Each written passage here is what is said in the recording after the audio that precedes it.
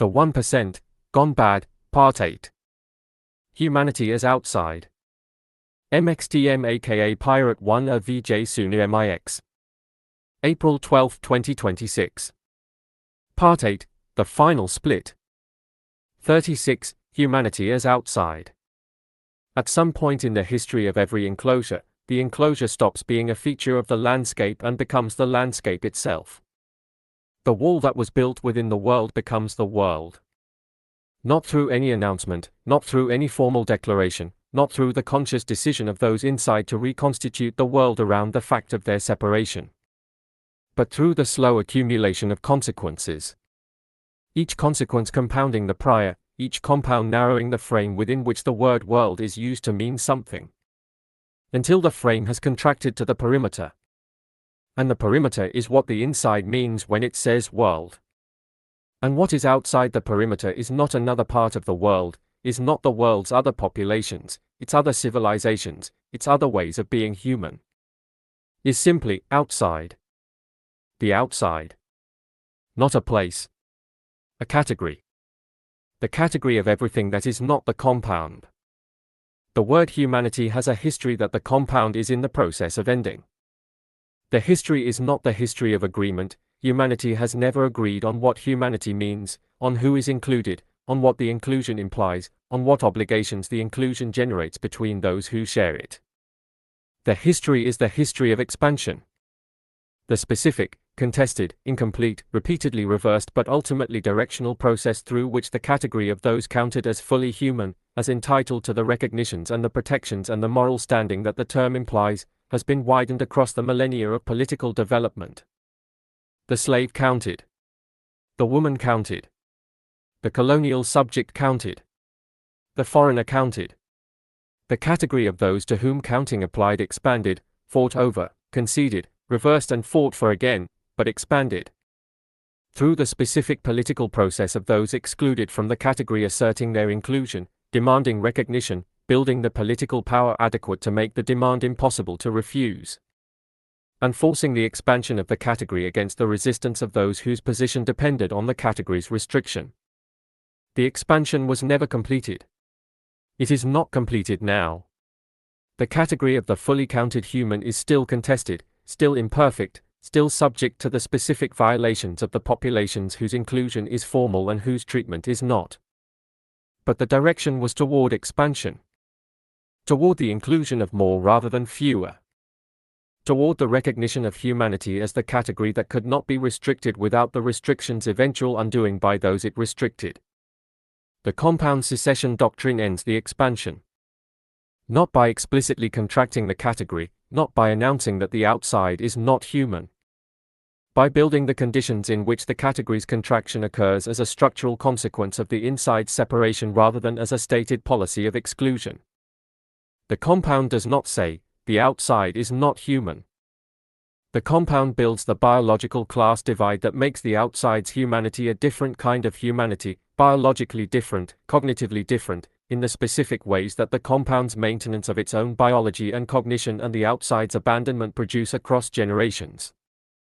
The compound builds the intelligence stratification that makes the outside's human intelligence a categorically lesser form of the cognitive capability the compound's members demonstrate, not lesser in the human sense, lesser in the compound's metric, the metric the compound uses to evaluate what human capability is worth.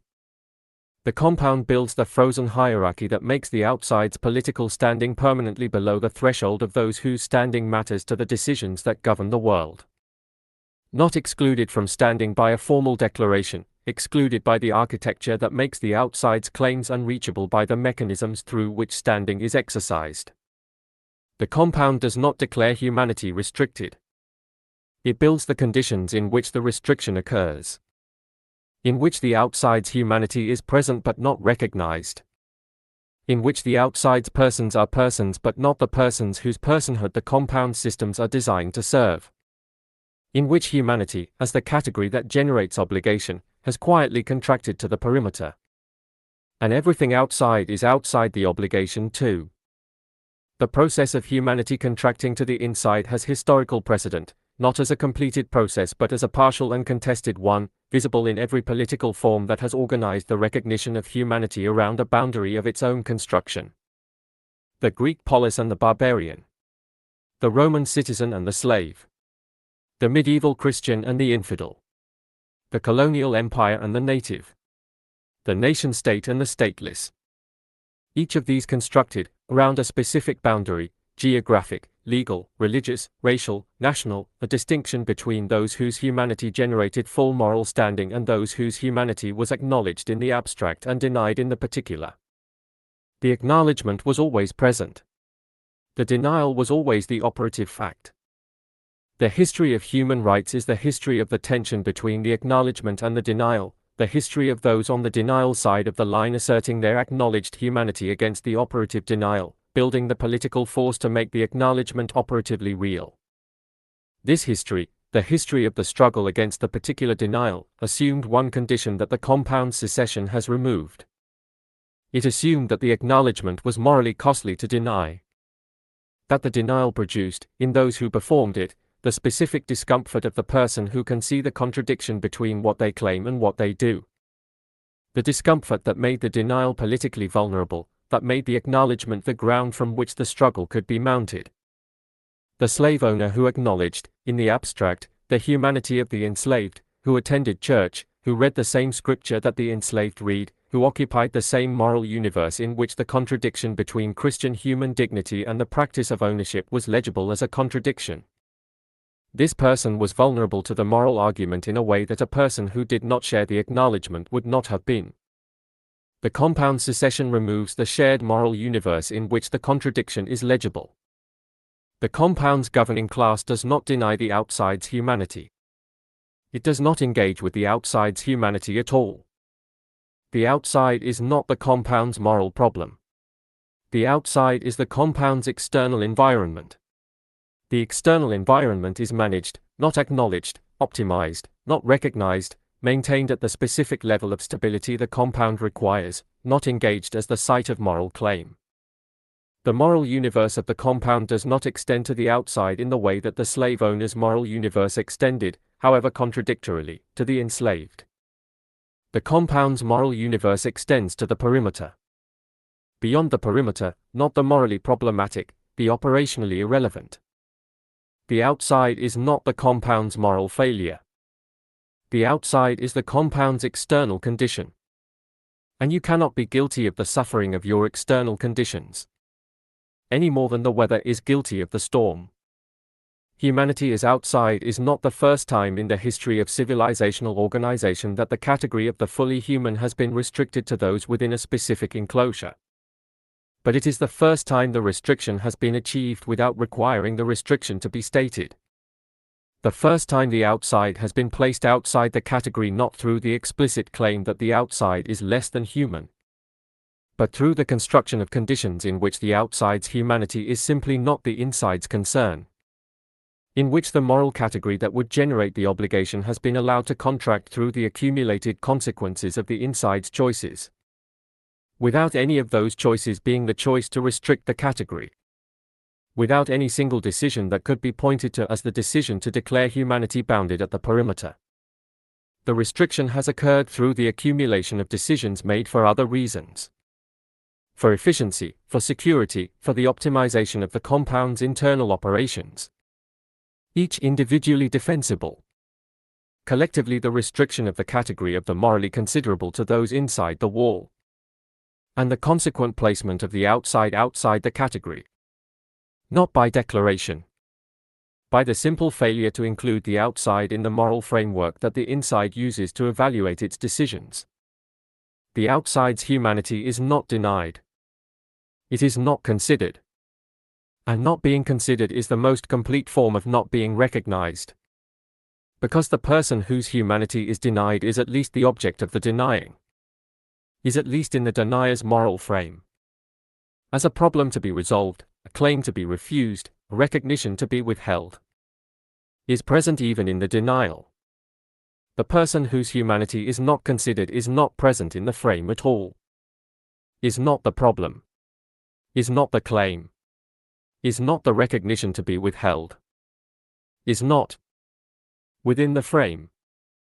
The outside, as humanity's current location, as the place where most human beings live, is not a passive condition. This is the correction that must be made at the beginning of any honest engagement with what humanity as outside means.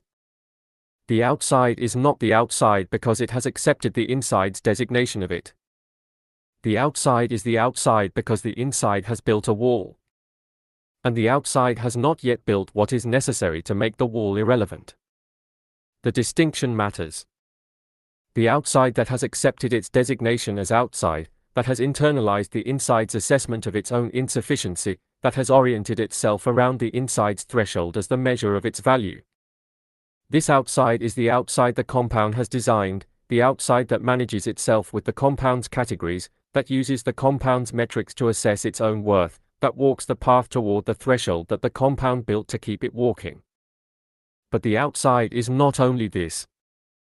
The outside is also, underneath the management, beneath the design compliance, in the between spaces the compound does not monitor closely. The outside that is developing a different relationship to the inside's designation. The outside that is not oriented toward the threshold, that has turned away from the path, that has stopped measuring itself against the compound's metrics. And is developing its own metrics. Its own assessment of what capability is, its own theory of what value means, its own framework for understanding what human beings are and what they owe each other. A framework that does not begin from the compound's parameters. That begins from the outside's experience.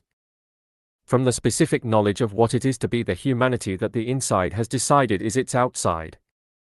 And that asks, from that specific position, what does humanity mean when humanity is the outside? What does human obligation mean when the inside has decided that the outside's humanity does not generate obligation? What does human possibility mean when the inside has built the conditions that restrict possibility to those it has selected? These questions, asked from the outside, are not the questions the inside's moral philosophy asks about the outside. They are the questions the outside is asking about itself.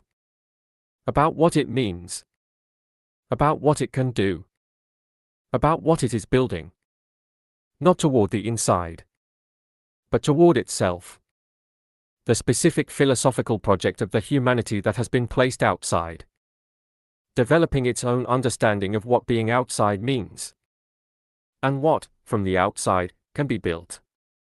The compound's treatment of the outside as the external environment rather than the moral constituency produces a specific philosophical consequence that the compound's intellectual culture has not adequately addressed. Because addressing it adequately would require the compound's intellectual culture to engage with the question from the outside's perspective. And the compound's intellectual culture does not have access to the outside's perspective. Has closed itself off from the encounter that would make that access possible. The philosophical consequence is this. The inside self-understanding, its theory of what it is, what justifies its existence, what it is building, what it is for, depends, structurally, on the outside remaining the outside's current condition. The inside's claim to be the leading edge of human civilization, the advance party of the human project, the laboratory of the future that will eventually benefit all humanity, depends on the outside being in a condition that requires the compound's advancement, requires the compound's innovations, requires the compound's eventual delivery of what it is developing inside. The inside is the answer to a question the outside is asking. But the outside has been asking the question for long enough. And the inside has been not answering for long enough. That the outside has begun asking a different question. Not, when will the inside deliver? But, what do we build that does not require the inside to deliver? The shift in the question is the shift in the outside's relationship to the inside's self-justification. And the inside's self-justification cannot survive this shift. Because the inside that is building the future for humanity requires humanity to be waiting for what the inside is building. And humanity that is building its own future is no longer waiting. Is no longer the outside that the inside's self-understanding requires it to be. Is no longer the humanity whose condition justifies the inside's project. And the inside, looking at the outside through its surveillance systems, Seeing an outside that is no longer looking toward the threshold. That is looking elsewhere. Building elsewhere. Toward something the inside's models do not describe. The inside, for the first time, does not know what it is looking at. The final split is not the split between the rich and the poor. Prior political discourse has consistently misframed what the compound secession produces, has described it in the language of the prior divisions, the 1% and the 99, the powerful and the powerless, the haves and the have-nots. These framings are not wrong. They describe real dimensions of the split that is occurring. But they miss the most consequential dimension, the dimension that makes this split different from every prior division between the advantaged and the disadvantaged. The prior divisions were divisions within a shared world. Divisions between populations that, however unequally positioned, inhabited the same political, moral, and biological universe. That shared, however asymmetrically, the same vulnerability to the same conditions. That were, in the most fundamental sense, the same kind of thing. The final split is the split between those who still inhabit the shared world and those who have exited it. Who have built, inside the perimeter, a different world. Biologically different, cognitively different, politically different, temporally different. Different in the specific ways that the compound's longevity programs, neural augmentation, algorithmic governance, and closed innovation have made the inside a different kind of place from the outside. Not better organized, not more efficiently governed, not more fairly arranged. Different in kind. In the way that the species that has diverged from a common ancestor is different from the ancestor. Not merely further along the same developmental path. On a different path. Toward a different form. One that is becoming, with each generation of the longevity program and the augmentation and the biological class divide, less and less the same kind of thing as the humanity it has left outside. The final split is the split between humanity and what humanity is becoming inside the wall. The word final requires examination. The final split is not final because it cannot be reversed. The analysis of this book, of the compound's vulnerabilities, of the outside's developing capability, of the frozen hierarchy's internal stress, of the permanent perimeters designed against but not eliminated failure modes. This analysis does not conclude that the split is irreversible. The split is final in the sense that it is the split from which everything subsequent will be derived. The split that is the condition of all the conditions that follow. The specific division of the world that is not one instance of the recurring division between the powerful and the powerless but the division that changes what the world is divided into. Prior divisions divided humanity. The final split divides humanity from what is becoming not humanity anymore. Not because the inside has ceased to be human in the biological sense, but because the inside has ceased to be in relationship with humanity in the political sense. Has removed itself from the obligations that membership in the human community generates. Has exited the moral universe in which those obligations apply. Has built the systems that maintain the exit. And is becoming, through the biological programs and the cognitive augmentation and the generational extension, something that is continuously human in origin. And continuously less committed to humanity as the category that defines the scope of its concern. The final split is the split between the humanity that includes everyone and the humanity that has decided to include only those it has selected. The split between the category that was expanding and the category that is now contracting.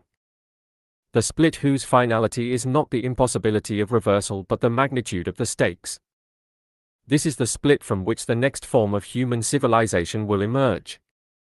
Either the civilization that reunifies the split, that finds the political form adequate to the challenge of the compound secession, that makes the inside's capabilities available to the outside's humanity, that heals the biological class divide before it becomes the biological species divide, or the civilization that does not, that allows the split to deepen across the generations of the longevity program, that produces, on the inside, the post-human, and on the outside, the humanity the post-human has left behind. The final split. Not because reversal is impossible, Because the window in which reversal is possible is closing. And what closes the window is not the outside's failure, is the inside's success. The success of the compound's self-sufficiency programs. The success of the longevity extension. The success of the cognitive augmentation. The success of every program the inside has built to make itself less dependent on the outside. Less engaged with the outside. Less recognizable to the outside as the same kind of thing. The window is closing. The split is deepening. The inside is succeeding at becoming what it set out to become. Something that has exited the human condition's mutual dependence. Something that does not need what the outside has. Something that has placed humanity outside its perimeter. And called the placement progress. What does humanity do when it has been placed outside itself? When the category that was supposed to be universal, that was built, through centuries of struggle, to be universal, that generated, through its universality, the specific obligations that the compound has exited. What does the humanity outside the category do with the category the inside has contracted? It does not abandon the category. This is the first and most important answer, and the answer that the compound's models most consistently underestimate.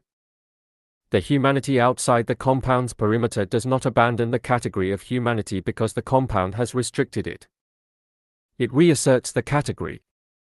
Not in the compound's terms, not through the compound's entry process, not by demonstrating sufficient value to be included in the compound's restricted version of the human, but on the category's own terms.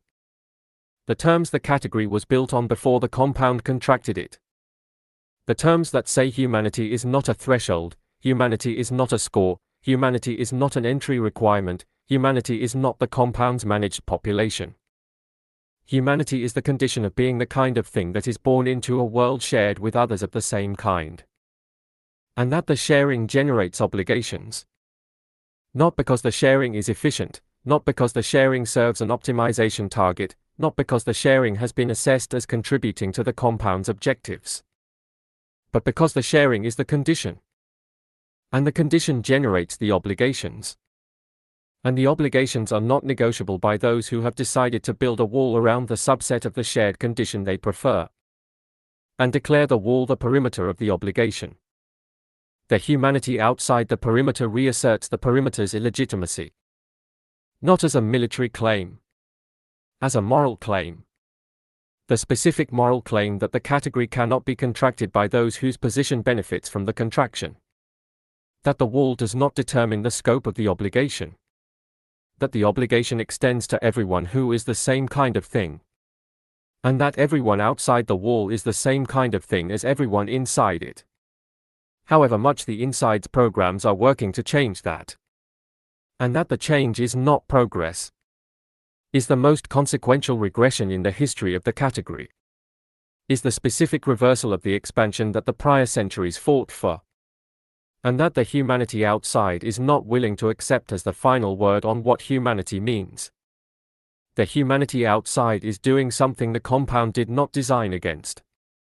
Because the compound was designing against what the humanity outside was doing before the compound was built. Designing against the political forms of the prior era, the labor movement, the democratic challenge, the electoral mandate, the international solidarity. And the humanity outside is not organizing in those forms. Is organizing in new forms, forms that the compound's models do not recognize as organization, forms that the compound's surveillance does not flag as threat, forms that the compound's deterrence architecture was not calibrated to address. Because the forms are new.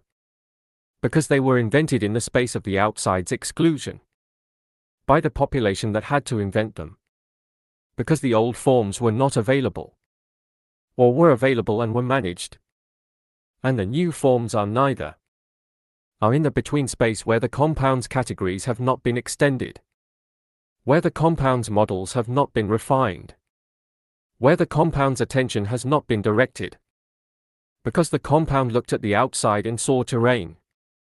And the terrain was organizing itself in ways that terrain does not organize. Building things that terrain does not build. Toward outcomes that terrain does not seek. in the specific form of the humanity that has been called terrain and has declined the designation. That has said, we are not your terrain, we are your outside, and we are building, and what we are building will eventually require you to recognize that we were never what you called us. That we were always what we are. The humanity you placed outside yourself. And that the placing did not remove us from the category.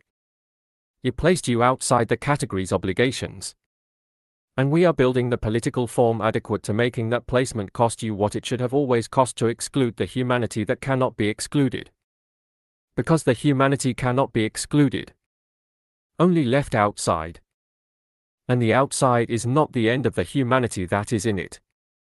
It is the beginning of the form the humanity will take when it is done being managed by the inside's designation of it. When it is done being called outside. And starts being what it is. The majority of the human project. The continuation of the expansion the inside interrupted. The next chapter of the category that the compound thought it could contract. But that has never in its history agreed to stay contracted. That has always found its way back to the expansion that is its direction. And is finding it now. Here. In the between space. In the abandoned geography. In the distributed intelligence of the excluded capable. In the encounter that produces solidarity. In the solidarity that produces organization. In the organization that produces the political form adequate to the challenge. In the challenge that the compound has not modeled. Because the compound looked at the outside and saw the outside. And the outside looked at itself and saw humanity. And humanity has never stayed where it was told to stay. The compound said, outside said, yes said, we are outside said, yes said, and humanity said, is here said, outside said, yes said, and the compound said, humanity is inside said, the selected said, yes said, and the rest said, outside said, yes said, and humanity said, is here said, outside said, yes said, also outside said, yes said, so said. So humanity is outside said, yes said, and said, and said, and humanity outside is still humanity said, yes said, despite the compound's designation. The compound's designation said, outside said, yes said, and humanity's designation said, humanity said, yes said, here said, outside said, yes said, building said, yes said, what said, the category said, humanity said, yes said, expanded said, yes said, past the compound's perimeter said, yes said, back to universal said, yes said, or said, or the compound said, what said, or the compound contracts further said, yes said, past the point of return said, yes said, and humanity said, continues said, yes said, outside said, yes said, building said, yes said, toward said, yes said, toward said, the expansion said, yes said, again said, always said, the expansion said, is the direction said, yes said, even from outside said, especially from outside said, yes said, the expansion is built from outside said, yes said, by the humanity that was placed there said, yes said, by the compound. The compound said, I placed humanity outside said, yes said, and humanity said, built from outside said, yes said, the expansion said, yes said, again said, yes again from outside, toward, universal again. 37. The 1% as species fork. The word species has a technical definition that the biology is careful about. The definition organized around reproductive isolation, the condition in which two populations that share a common ancestor have diverged sufficiently that interbreeding between them no longer produces fertile offspring. The point at which the divergence is irreversible in the specific biological sense that the two populations cannot be reunited by any exchange of genetic material. The point the biologist calls the species boundary, the line that separates what was once one into what is now two. The political theory of the species fork does not require the biological definition-specific threshold. It requires something that is occurring before the biological threshold, something that the biological definition does not have a term for because the biological definition is concerned with what has already happened, with the retrospective classification of populations that have diverged. Not with the prospective identification of populations that are diverging, that are in the process of becoming different in ways that will eventually produce the biological divergence the definition requires, but that are already different in ways that matter for the political analysis of what is happening now. The political species fork is the point at which two populations that share a common origin have diverged sufficiently in their biological trajectory, in the programs that are shaping their respective biologies, in the direction their respective cognitive architectures are developing, in the time horizons within which their respective lives are lived. That the reunion of the two populations into a single shared political, moral, and biological community is no longer a matter of removing the wall, but a project of reconstruction, of bridging a gap that is no longer merely political but increasingly material, biological. The gap between what the two populations are becoming. Species forks in human history have been proposed and contested and refuted across centuries of scientific and political discourse.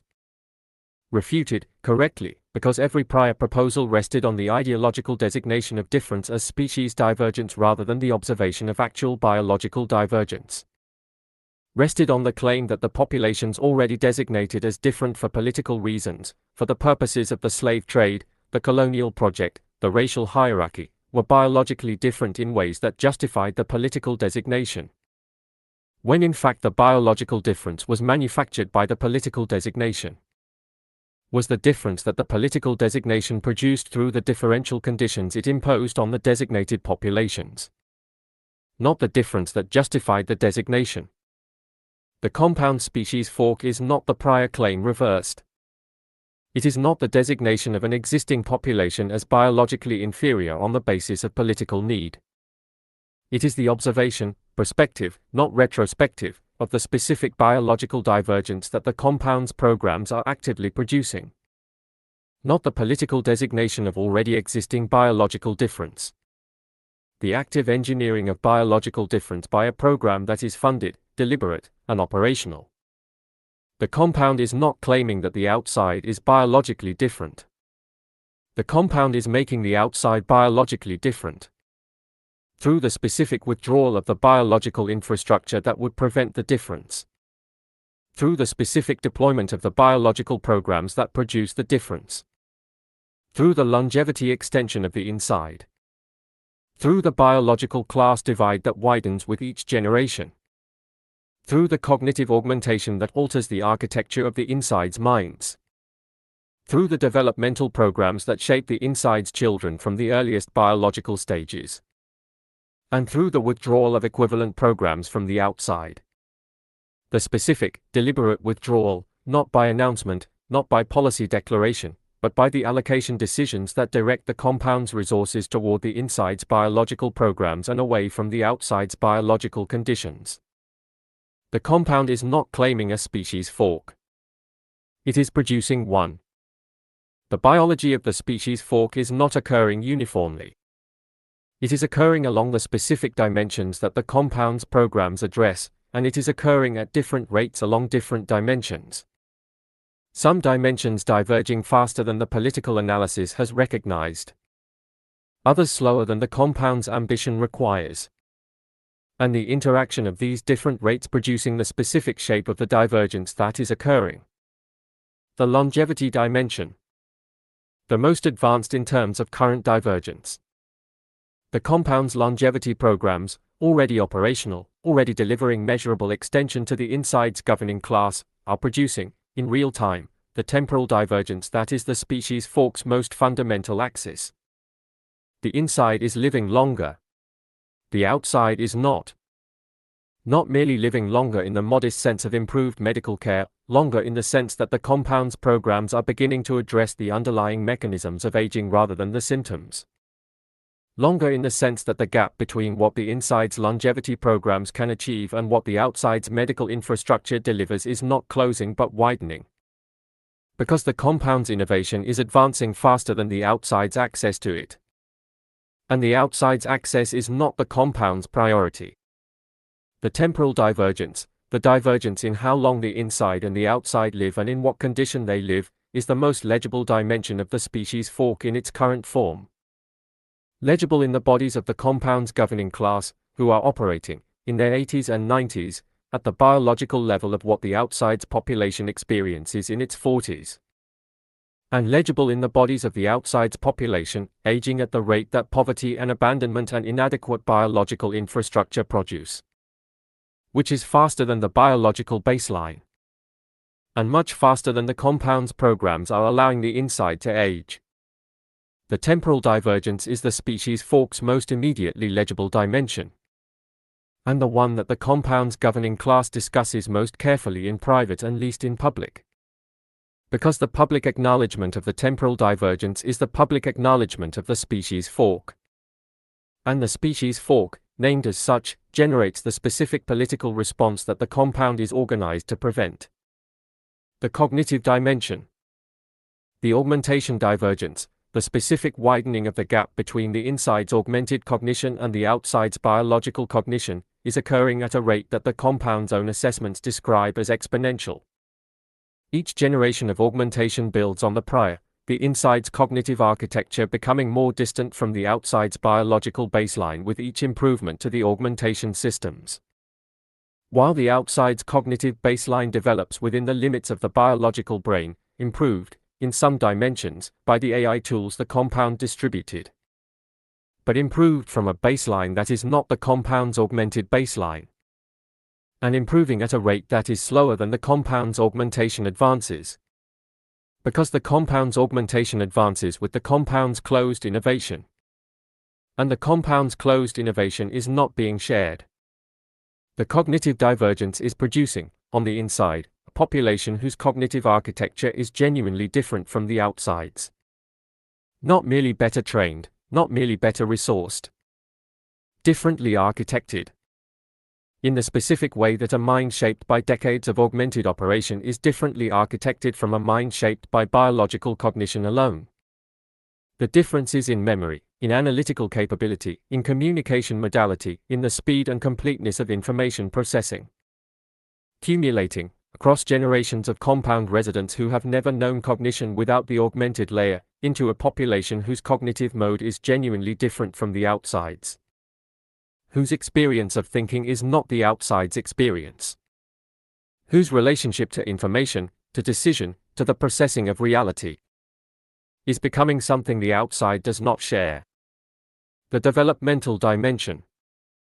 The dimension that is least advanced in current divergence but most consequential in trajectory.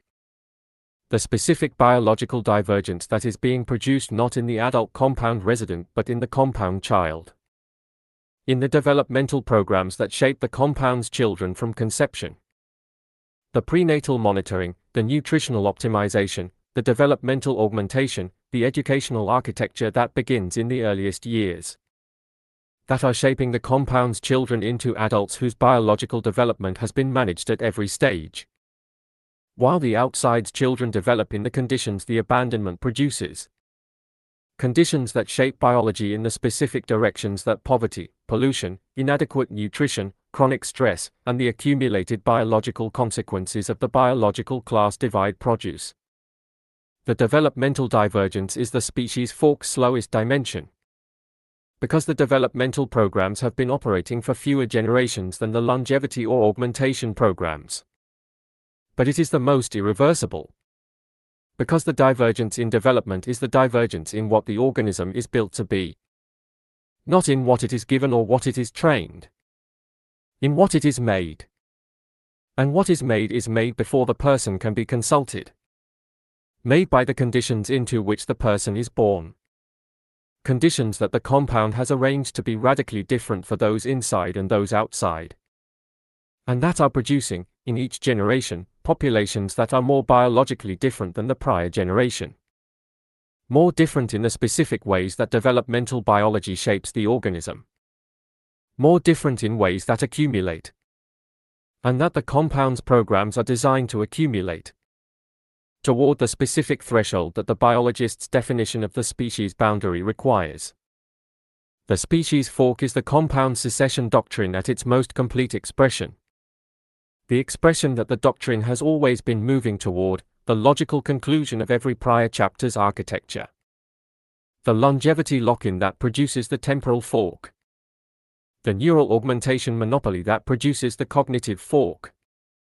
The biological class divide that produces the developmental fork. All converging toward the single outcome that the doctrine has been producing without naming. The split of the human species into two populations that share an origin and are diverging from it at an accelerating rate. One population extended, augmented, cognitively amplified, biologically maintained. The other aging at the biological rate, cognitively operating within the biological brain's limits, biologically subject to the conditions that the abandonment produces. Two populations becoming less and less recognizable to each other as the same kind of thing. Not through the compound's declaration of their difference.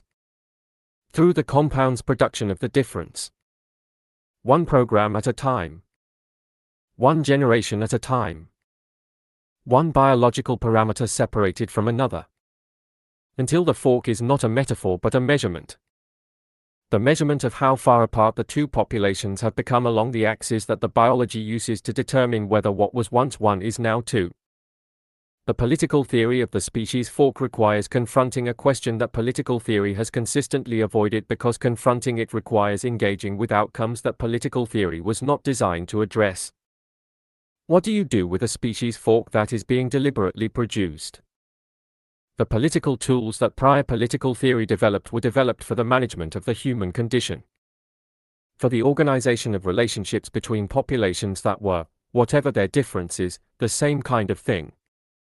That shared the biological substrate of the human. That were, despite every political attempt to declare otherwise, recognizably equivalent in their capacity for suffering, for understanding, for the experience of justice and injustice. The political tools assumed this equivalence, assumed that the relationships they managed were relationships between entities of the same fundamental kind. The species fork removes the assumption. Not immediately, the fork has not yet reached the biological threshold that makes the assumption untenable. But it is moving toward that threshold. And political theory has not developed the tools adequate to what happens when the threshold is reached. Has not developed the framework for managing the relationship between a compound class that has extended its biology past the outside's biological range. That has augmented its cognition past the outside's cognitive range. That has diverged from the shared biological substrate that prior political theory's tools assumed. Has not developed the political form adequate to this relationship. Because the relationship has not existed before. Because no prior political theory had to address the specifically engineered divergence of the human species. Because no prior system had the tools to produce it. The compound has the tools. The compound is using the tools. Political theory has not yet produced the framework adequate to what the tools are producing. The outside's response to the species fork cannot be the biological response, cannot be the attempt to match the compound's biological programs without the compound's resources. Because the outside does not have the compound's resources. And matching the compound's programs would require the resources the compound has specifically organized to retain inside the perimeter. The outside's response must be the political response, the assertion, before the fork completes, that the fork is not legitimate. That the production of biological divergence through the selective deployment of biological programs to one population and not another. Through the deliberate enhancement of one population's biology and the deliberate abandonment of another's. Is not a natural phenomenon to be managed but a political choice to be contested. A choice that the political theory adequate to the situation must name and address. Before the fork completes. before the divergence reaches the specific threshold at which the political assertion of the outside's equivalence is no longer the political claim of two populations of the same kind, but the political claim of one kind against another. A claim that has a different political structure, a different political difficulty, a different set of tools required. The tools adequate to the relationship between populations that have diverged past the point of recognized equivalence. The window is the window of the fork's incompleteness. The time between the fork's beginning and the fork's biological completion. The time in which the political assertion of the outside's humanity is still the assertion of the same kind of thing. In which the argument is still the argument of the member of the same species asserting their recognition, rather than the argument of the different species asserting their standing in a framework designed by and for a species they no longer share. The outside must act in the window. The window is closing. The species fork's most profound political consequence is not what it does to the relationship between inside and outside, though that consequence is enormous. It is what it does to the compound's self-understanding. The compound that produces the species fork must develop a theory of itself as something other than the continuation of the human project. Must develop a theory of itself as the replacement of the human project. Must move, in its self-understanding, from the inside of humanity to the successor of humanity. From the place where humanity's most capable members gather to the place where humanity has been superseded by what humanity's most capable members have become. This move, from the inside of humanity to its successor, is the most consequential move in the compound's intellectual development. And it is the move that the compound's intellectual culture is beginning to make.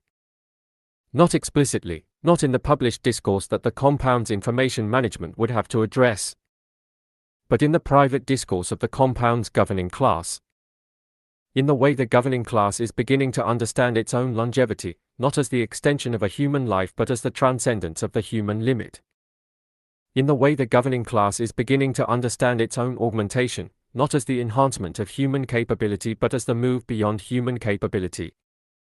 In the way the governing class is beginning to understand the outside, not as the rest of humanity but as the prior form. The form that the compound has superseded. The form that the compound is no longer. The form that the outside still is. And that the compound regards with the specific mixture of condescension and pity that the superseding form has always felt for the form it has left behind.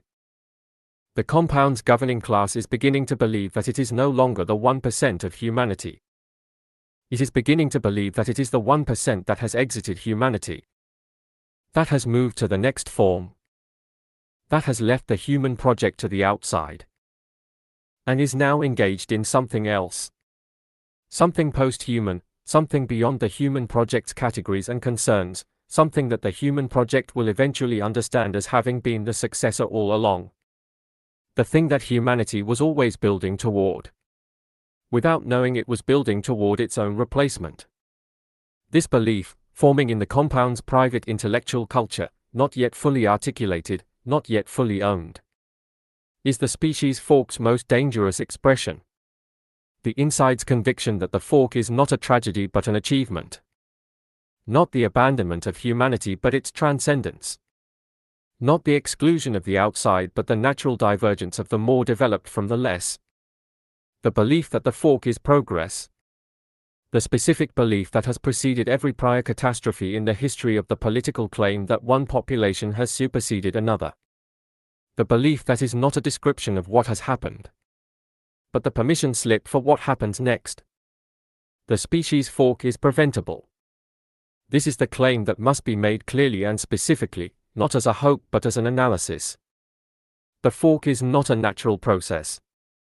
The fork is a political process, produced by political decisions that were made by specific people for specific reasons, decisions that can be made differently, decisions whose consequences can be reversed if the reversal begins before the biological threshold the reversal requires. Before the developmental divergence has produced the generation whose biology cannot be bridged. Before the cognitive augmentation has produced the population whose cognitive mode cannot be shared. Before the longevity extension has produced the temporal divergence so wide that the two populations live in genuinely different time. before the fork has completed itself into the biological fact that political action cannot address. Because biological facts of this kind are not addressable by political action. Only by the biological programs that are producing them. And the biological programs that are producing them are inside the perimeter. And access to the perimeter is the political question whose answer determines whether the fork is preventable. The fork is preventable if the perimeter can be made permeable to the programs that are producing the fork before the fork completes. If the biological extension, the cognitive augmentation, the developmental programs, if these can be made available to the outside, not as charity, as the prerequisite of the prevention of the fork that the inside is producing and that the inside will eventually have to inhabit the consequences of. The fork is not only the outside's problem. The fork is the inside's problem, the specific, structural, long-horizon problem of the governing class that produces a species fork and must then manage the relationship between the species it was and the species it is becoming. Must manage the outside's response to the fork's production. Must manage the political instability of a world divided not between the powerful and the powerless but between the human and the post-human. Must manage the specific political forms that the outside develops in response to the fork. Forms the compounds models have not adequately predicted. Because the compounds models were designed for the management of a human outside. And the outside that is responding to the production of the fork is not behaving like a managed population. Is not walking toward the threshold. Is not accepting the designation of terrain. Is developing the political form adequate to the challenge of the species fork's prevention. The specific, unprecedented political challenge of preventing the production of a biological divergence by a class with the resources to produce it. And the outside is rising to that challenge. Not because it is inevitable, nothing is inevitable. But because the challenge has been made clear enough. The fork has been made visible enough. The window is still open. And the humanity outside the perimeter understands, with the distributed intelligence the compound provided, what is happening. And is organizing, with the forms the outside's condition has produced, toward the prevention of what is being produced. Before the production completes itself. Into the thing that cannot be undone. Into the fork that the inside will have to live with for as long as the longevity program keeps them living. The fork that the outside will have to live with for as long as the outside's biology allows. Which is the specific difference the fork has already produced. The inside lives with it longer. And the longer the inside lives with it, the more the fork deepens. And the deeper the fork, the harder the prevention. And the harder the prevention, the more urgent the window. And the window is now. The fork said, I am happening said, yes, said, the longevity diverges said, yes, said, the cognition diverges said, yes, said, the development diverges said, yes, said, the species said, is forking said, yes, said, by whose decision said, the compound said, no said, why no said, we are extending life said, yes, said, we are augmenting cognition said, yes, said, we are optimizing development said, yes, said, and the outside said, is not said, not extended said, yes, said, not augmented said, yes, said, not optimized said, yes, said, and so said, and so the fork said, I am the compound's decision. The compound's decision said, no said, we did not decide to fork, said, you decided everything. That produced the fork. Produced the fork said, yes, said, the longevity program said, for us said, yes, said, not for them said, they did not qualify said, for the fork said, no said, for the programs said, which produced the fork said, yes, said, which is the compound's decision said, no said, look at what you have produced said, progress said, whose said, ours said, yes, said, and theirs said, their own concern said, yes, yes said, and the fork said, is happening said, yes, yes said, and the window said, is open said, still said, yes, yes said, and the outside said, is organizing said, yes, yes said, toward said, the prevention said, of the fork said, yes, yes said, and the compound said, the fork is progress.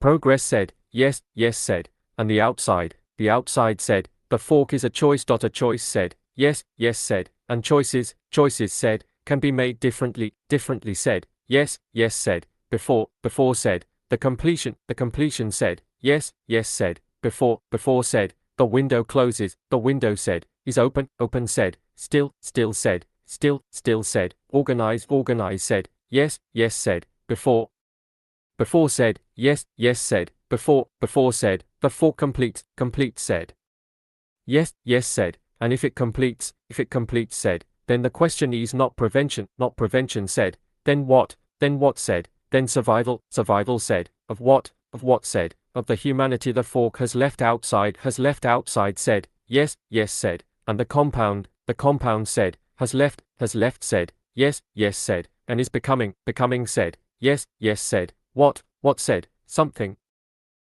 said, that is no longer humanity. No longer humanity said, yes, yes said, and humanity? Humanity said, is outside said, yes, yes said, and building said, yes, yes said, still said, yes, yes said, still human said, yes, yes said, still said, building said, yes, yes said, the prevention said, while the window is open. Is open said, yes, yes said, still said, yes, yes said, still open, build. 38. Post-scarcity without society. Post-scarcity was supposed to be the end of the oldest argument.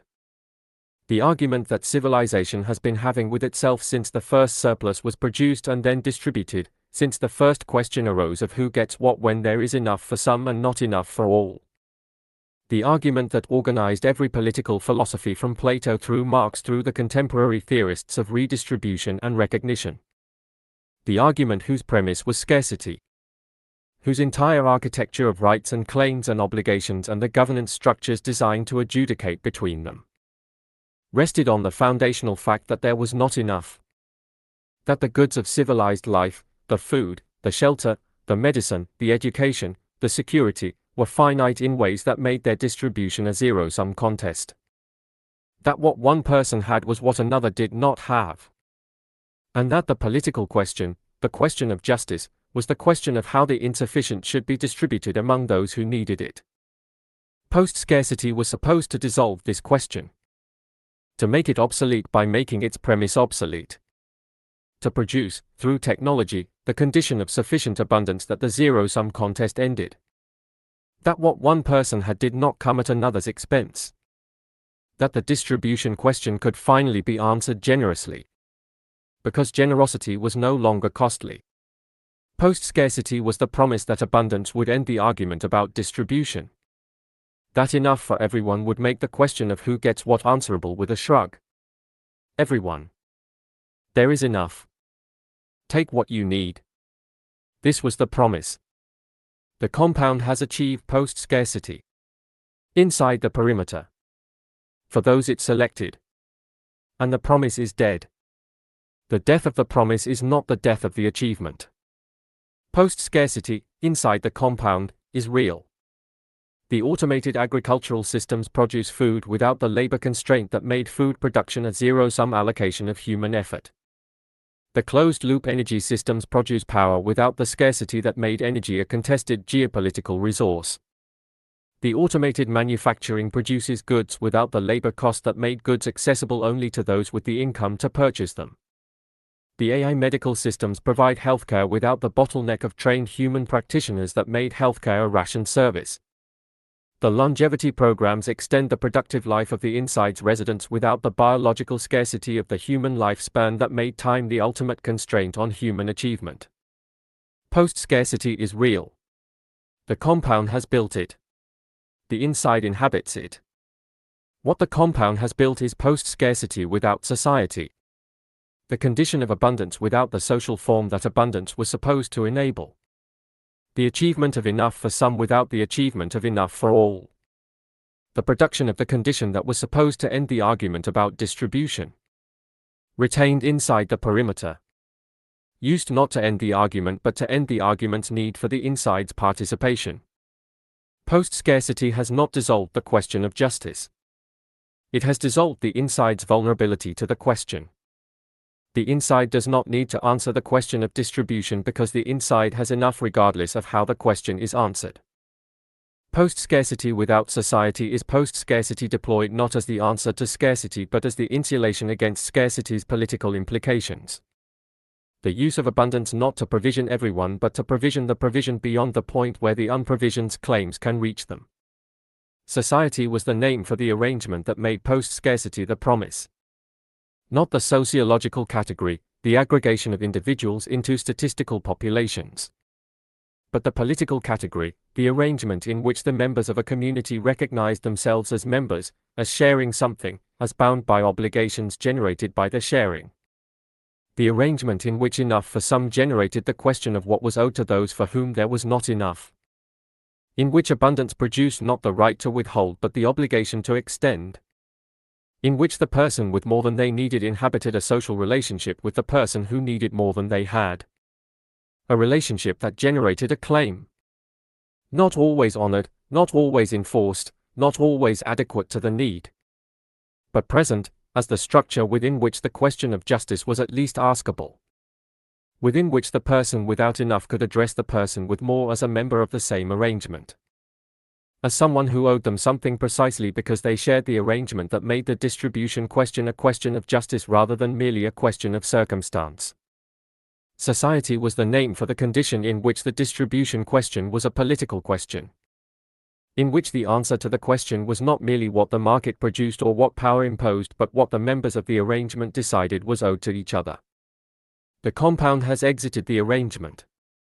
The compound has built post-scarcity outside the arrangement. Outside the social form that made post-scarcity the promise. Inside the perimeter that insulates the abundance from the arrangement's obligations. Inside the wall that separates the inside's enough from the outside's not enough. And has thereby produced the specific inversion of the promise. Post-scarcity not as the condition that makes the arrangement unnecessary by making it easy, but as the condition that makes the arrangement's claims on those who have achieved it impossible to enforce. Post-scarcity without society is the use of the achievement to exit the obligation. The compound's post-scarcity is organized around three principles that together constitute the specific character of abundance without obligation. Sufficiency without sharing. The compound produces enough for those inside. The compound does not produce for those outside. Not because production for the outside is technically impossible, the same automated systems that produce for the inside could, with scaling, produce for larger populations. Because production for the outside is not the compound's function. The compound was not built to provision humanity. It was built to provision the compound's selected population. And its production systems are scaled to that population. Optimized for that population. Calibrated to serve that population. Not because the outside cannot be served. Because the compound has decided the outside is not the compound's constituency. The sufficiency is real. The sufficiency is inside. The sharing is not the compound's principle. Abundance without distribution. The compound has more than enough. The post-scarcity condition is not the condition of meeting need, it is the condition of exceeding need. Of having enough that the question of allocation within the compound has been dissolved by the automated systems that produce beyond the threshold of what the inside requires. Abundance is real inside. The outside has scarcity, real scarcity, the scarcity of the abandoned geography, of the automated away labor market, of the defunded public systems. Scarcity produced, in part, by the reallocation of the resources that once provisioned the outside toward the inside's abundance programs. The abundance inside and the scarcity outside are not independent phenomena. They are related. The inside's abundance was built with the resources that the outside once accessed. The compound's capital is the accumulated surplus of an economic system that the outside participated in. That the outside's labor, the outside's consumption, the outside's tax base contributed to building. That the compound has claimed as its own and deployed toward the inside's abundance, while the outside retains the scarcity that the redistribution of those resources toward the inside has produced. The abundance is without distribution not because distribution is technically impossible, but because the compound has organized its legal architecture to make distribution impossible to compel, has structured its capital to be unreachable by the redistribution mechanisms the outside's political systems might otherwise apply, has made the abundance inaccessible to the claim that the abundance was built with resources to which the outside has a prior claim. Innovation without application. The compound's closed innovation state produces, continuously, the specific capabilities that constitute the most advanced human technological achievement at any given moment. These capabilities are real. The medical innovations that could extend the outside's health. The energy technologies that could address the outside's climate and energy constraints. The agricultural innovations that could address the outside's food security challenges. The governance technologies that could address the outside's institutional attrition. The compound has developed these, is developing more, and is developing them inside the perimeter. For the inside's application, not for the outside's. The innovation is without application to the outside's condition not because the application is technically impossible, but because the application would require the compound to make its innovations available, to share the capability that the closed innovation state has specifically organized to retain. The inside has the medical innovation. The outside has the medical need. The gap between them is the compound's perimeter. The inside has the energy technology. The outside has the energy crisis. The gap between them is the compound's IP architecture. The inside has the agricultural system. The outside has the food insecurity. The gap between them is the compound's concession structure. Post-scarcity without society is the condition of having the capability to solve everyone's problems, and using that capability to solve only the problems of those inside the wall. The political theory of the prior era could not imagine post-scarcity without society because the political theory of the prior era assumed that scarcity was the obstacle, that the problem was not enough, that if enough could be produced, the obligation to distribute it would follow from the social arrangement that the scarcity had always generated. The arrangement of people who shared a world and who recognized, in the sharing, the claims that the sharing produced. The political theory did not account for the possibility that enough could be produced by a group that had exited the sharing, that had built the capability for abundance outside the social arrangement that abundance was supposed to serve, that had used the achievement of enough to make themselves sufficient without society, that had solved the problem of scarcity by solving it for themselves and leaving the social arrangement to manage its scarcity with the resources the compound had not retained. This is the specific failure of the prior theory's imagination, not the failure to imagine abundance. The failure to imagine abundance without obligation. The failure to imagine that the achievement of enough could be decoupled from the social arrangement that generated the obligation to extend it. The compound has achieved the decoupling. Post-scarcity without society is the decoupling achieved, maintained, defended, and called civilization. What does the outside do with the knowledge that post-scarcity exists? That the capability for abundance is real. That the food can be grown, the energy can be generated, the medicine can be delivered, the infrastructure can be maintained. That the technical constraint has been removed. That what stands between the outside scarcity and the post-scarcity achievement is not technical impossibility but political choice. The specific choice the compound has made to retain the abundance inside and manage the outside scarcity from a distance. The knowledge produces a specific political condition that the outside is now inhabiting. A condition that prior political theory organized around the argument of scarcity did not anticipate. Because prior politics argued from scarcity. Argued that the not enough should be distributed more justly. Argued within the constraint of the insufficient. organized the demand around what little there was and who should have more of it. The outside's politics in the post-scarcity without society era cannot be organized around the argument for more of what there is not enough of. Because there is enough inside the wall. And the outside knows it. The outside's politics in this era is organized around the argument that the enough that exists should not be kept where it is. That the capability for abundance that the compound has achieved is not the compound's to retain. That the achievement was built from the outside's contribution. That the outside has a prior claim. That the claim generates an obligation. That the obligation extends to the provision of what exists. That post-scarcity without society is not an achievement but a theft. The specific theft of the abundance that was supposed to end the argument. Stolen before the argument could end. Taken inside the wall. And called progress. The outside's claim that post-scarcity without society is theft requires an argument about origin. About where the compound's abundance came from. About what was used to build the inside's enough. The argument is not difficult to make. The compound's capital was accumulated in the prior era, the era of the social arrangement, in the context of the shared economy that the social arrangement sustained. The workers who produced the compound's founding capital, who built the infrastructure, the software, the physical plant that the compound's founding class converted into the wealth that built the wall. These workers were members of the social arrangement. Were parties to the bargain that said, work here, contribute here, and the arrangement will provision you and yours in return. The founding capital was accumulated by the compound's class as the return on their capital in the context of the shared economy.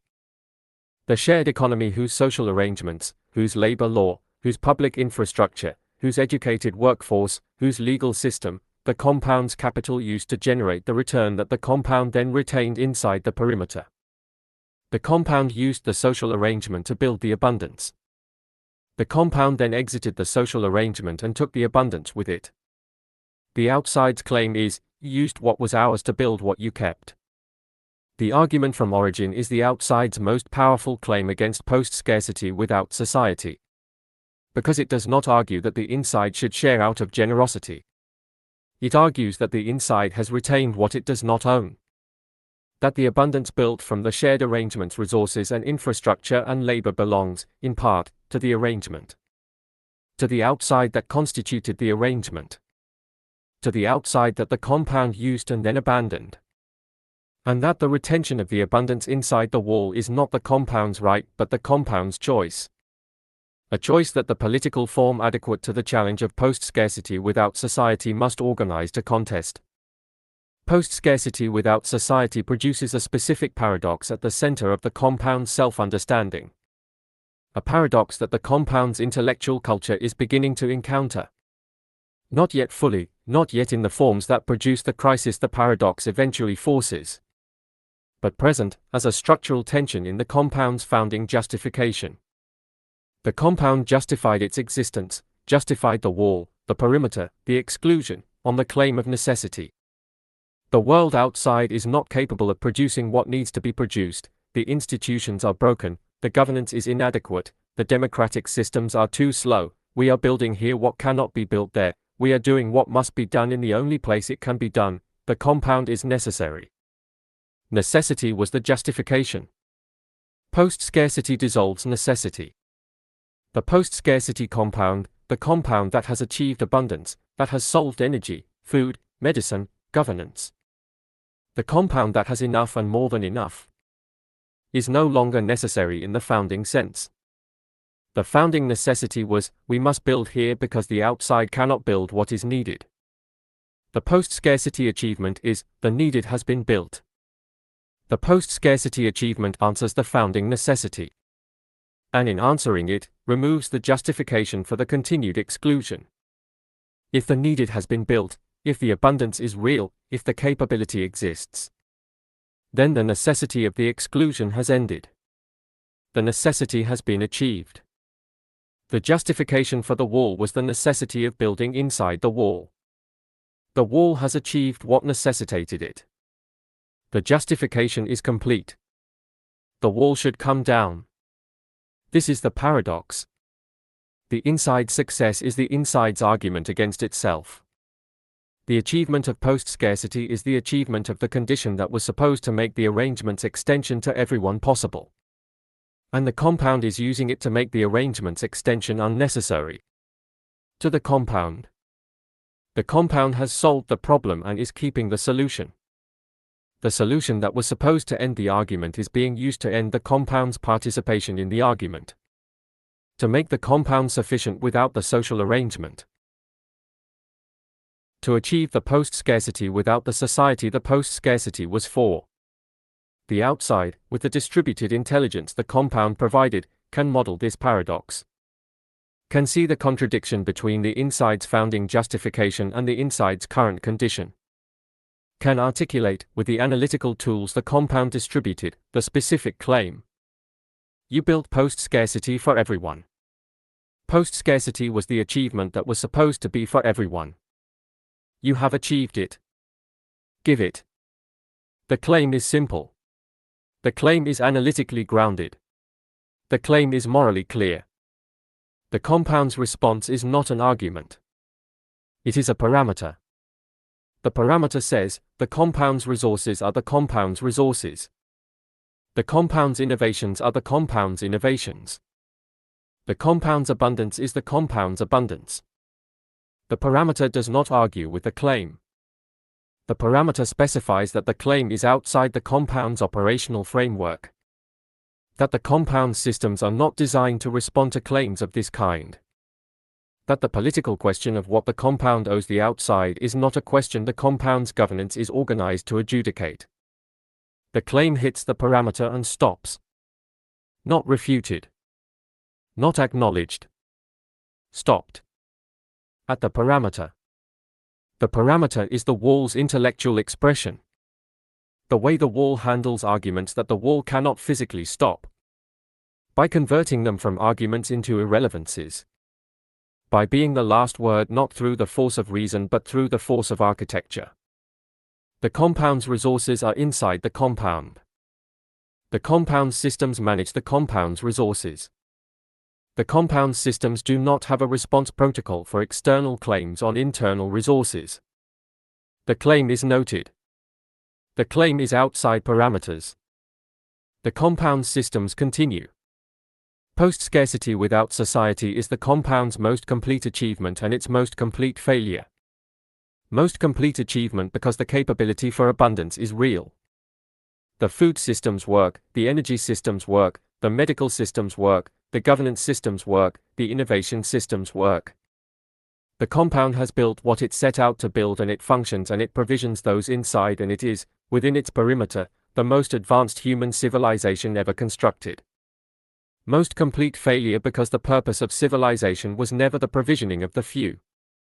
The purpose of civilization, the specific purpose that the word carries when it is used honestly, was the provisioning of the many. The specific project of human beings organizing themselves to produce, together, the conditions under which all of them could flourish. The specific project of the collective, of the society, of the arrangement in which the individual's flourishing was embedded in and contingent on the collective's capacity to produce the conditions for flourishing. The compound has produced flourishing. For the selected. The compound has produced the conditions for individual flourishing at the highest level the human project has yet achieved. For those inside the wall. The compound has proven that the capability exists, that the technology works, that the abundance is achievable, that post-scarcity is real. And has kept it inside. For those inside. While the outside remains in the scarcity that the inside's achievement has demonstrated is not necessary. Is not the condition of insufficient technology but the condition of the technology's retention inside the wall. The scarcity that is chosen, by the compound's choice to retain the abundance. The scarcity that is the compound's most consequential and least acknowledged product. Not the abundance inside. The scarcity outside. The scarcity produced by the specific allocation of the capability for abundance to those inside the perimeter and the specific withholding of that capability from those outside. The scarcity that is not inevitable, is not the condition of the insufficient, is not the world's failure to produce enough. is the compound's choice about where enough goes. The outside is not waiting for the compound to distribute. The outside has understood, with the analytical tools the compound provided, that the compound is not going to distribute. That the parameter has replaced the argument. That the wall is the compound's answer to every claim. And the outside is doing what the outside has always done when the inside's abundance was used to answer claims with architecture. Building alternatives. Not alternatives to post-scarcity. The outside cannot yet achieve the compound's level of post-scarcity with the resources available. But alternatives to the dependence on the compound's version of post-scarcity. The distributed, networked, open-source post-scarcity that the outside is building with the tools available. The agricultural systems that use the AI tools the compound distributed to optimize food production at the scale available. The energy systems that use the renewable technologies the prior era's open innovation produced. The medical systems that use the open-source research that the academic system still partially maintains. The governance systems that the outside's organizational forms are developing in the abandoned geographies. Not the compound's post-scarcity. The outside's post-scarcity. Built from what is available. Without the compound's resources. Without the compound's infrastructure. Without the compound's inside. Toward the outside's own version of enough. The enough that is not the compound's enough, not as capable, not as comprehensive, not as advanced. But outside. Available to the outside. Governed by the outside. Provisioning the outside. On the outside's terms. For the outside's people. The post-scarcity that is post-scarcity with society. The abundance that is for everyone in the arrangement. Built from less. Requiring more from each. Imperfect. Contested. Organized around the argument that the compound exited.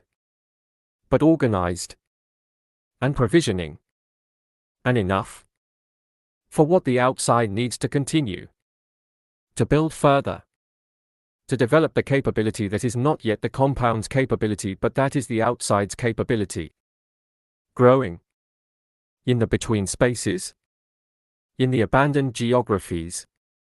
In the distributed network of the organized outside.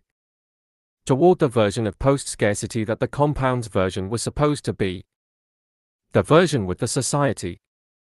The version for everyone. The version the compound promised and kept. That the outside is building and giving.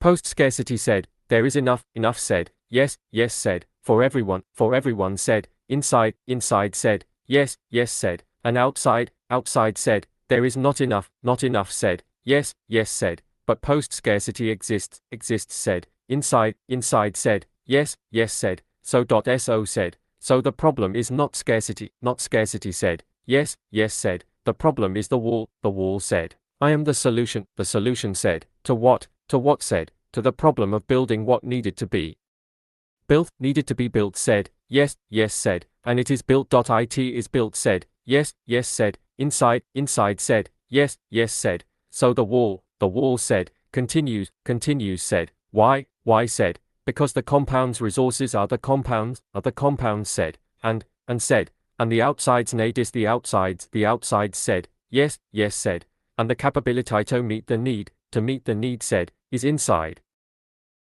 said, yes, yes said, and the wall separates the capability from the need. Separates said, yes. Yes said, and the wall calls this said, the compound said, yes, yes said, and the outside calls it said, theft said, the compound disagrees said, yes, yes said, and the parameter said, the claim is outside operational framework said, yes, yes said, and the outside said, is building said, yes. Yes said, what said, the alternative said, to the compound's post-scarcity without society said, yes, yes said, the outside is building said, post-scarcity said, with society said, yes, yes said, forever Ryan in the arrangement. I in the arrangement said, yes, yes said, with less said, yes, yes said, and more obligation said, yes, yes said, and the compound said, we have enough said, yes, yes said, without society said, yes, yes said, and said, and the outside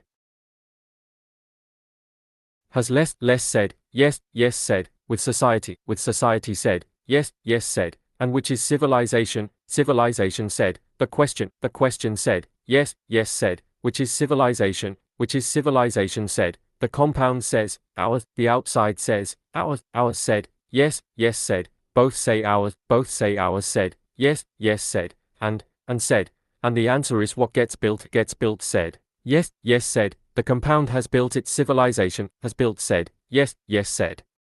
Inside said, yes, yes said, the outside is building its civilization. Is building said, yes, yes said, outside said, yes, yes said, and which will last said, the one that is for more people said, yes, yes said, has always lasted said, yes, yes said, and the compound said, we are enough said, yes, yes said, for now said, yes, yes said, and the outside said, is building said, yes, yes said, toward said, yes,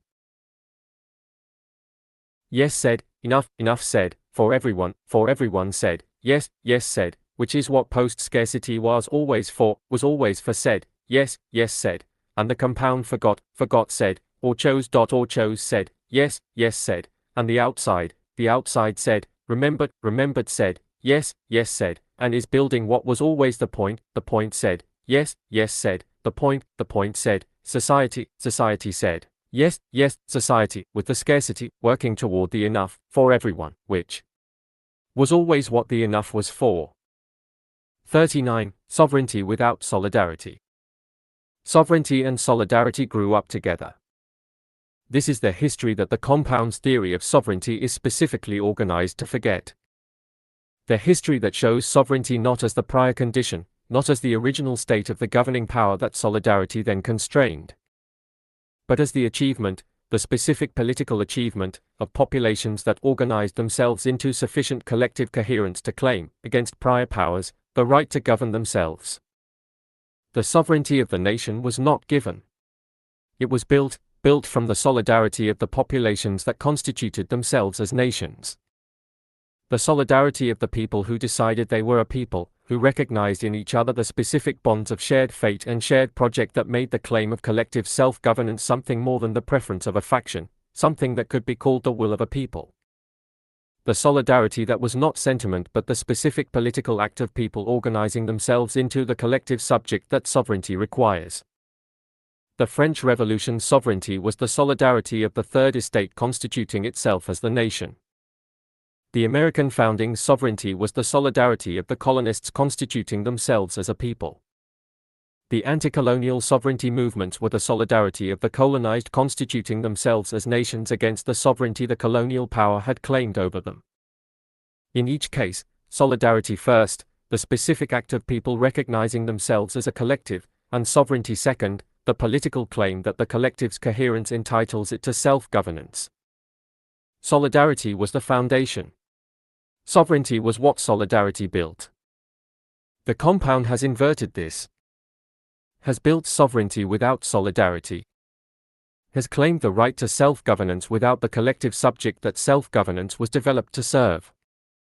Has built the governing structures, the autonomous systems, the defended perimeter, without the people whose collective coherence gave prior sovereignty its claim to legitimacy. Sovereignty without solidarity is sovereignty without the thing sovereignty was for.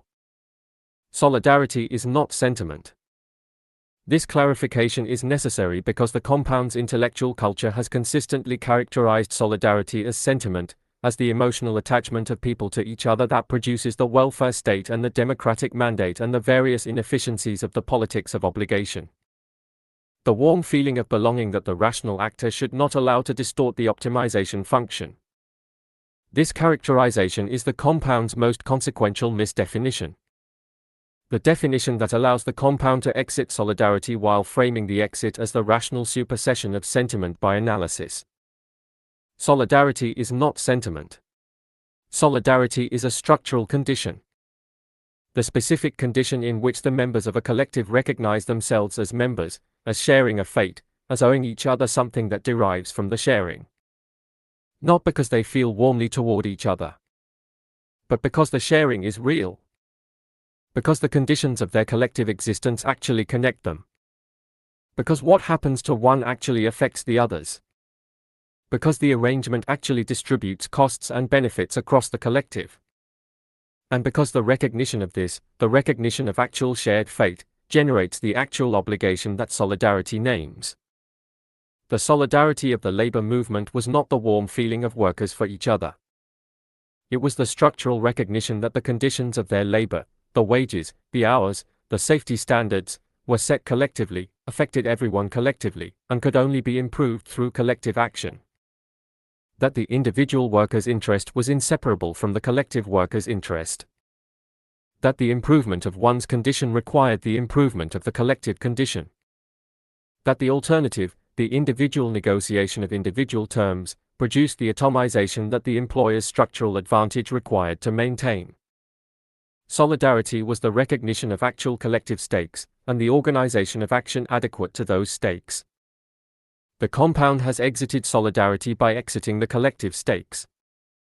The compound's self-sufficiency has removed it from the actual shared fate that generates the actual obligation. Has made the compound's condition genuinely independent of the collective's condition. Has removed the structural connection between the inside's fate and the outside's fate. So that the inside's condition is not actually affected by the outside's condition. So that solidarity, in the structural sense, is not available as the description of the inside's relationship to the outside. The compound does not lack solidarity because it lacks warm feelings for the outside. The compound lacks solidarity because it has engineered away the structural conditions that generate solidarity. The dependencies, the shared vulnerabilities, the actual connections of fate. That make solidarity something more than preference, something structural, something that the governing class cannot simply choose not to feel. Because the shared fate does not depend on feeling. The compound has made itself structurally free from solidarity. Not by refusing to feel it, by removing the conditions under which it would be structurally generated. The compound's sovereignty is the sovereignty of the structurally isolated. The sovereignty of the entity that has removed itself from every relationship of dependency that would generate the obligation solidarity names. Prior sovereignty was constrained by solidarity not because prior sovereigns were more virtuous, but because prior sovereigns were not structurally isolated. Were embedded in the web of actual dependencies that made the governed population's condition matter to the governing structure. Because the governing structure needed the governed population. Needed their labor, their taxes, their military service, their legitimating consent. Needed them in ways that were not negotiable. That could not be removed by the governing structure's preference. That were structural features of the governing structure's existence. The dependency generated the solidarity, not as feeling, as the structural requirement of the governing structure's continuation. The compound's self-sufficiency has removed the dependency. The compound no longer needs the outside, not for labor, not for taxes, not for military service, not for legitimating consent. The dependency is gone. And with the dependency, the structural basis of the solidarity. The solidarity that was never the governing structure's sentiment but the governing structure's necessity. The necessity that made the governed population's condition the governing structure's concern. Because the governing structure's continuation depended on the governed population's sufficient functioning. Sovereignty without solidarity is sovereignty without necessity. The governing power that has made itself sufficient without the population that prior sovereignty was constrained by. The freedom from necessity is the freedom from solidarity. The freedom from solidarity is the freedom to govern without obligation to the governed. The compound has this freedom. The compound calls it sovereignty. What it is the governing power's freedom from the structural conditions that made it a government rather than merely a power. The freedom from the requirement to serve those it governs. The freedom to govern for its own continuation.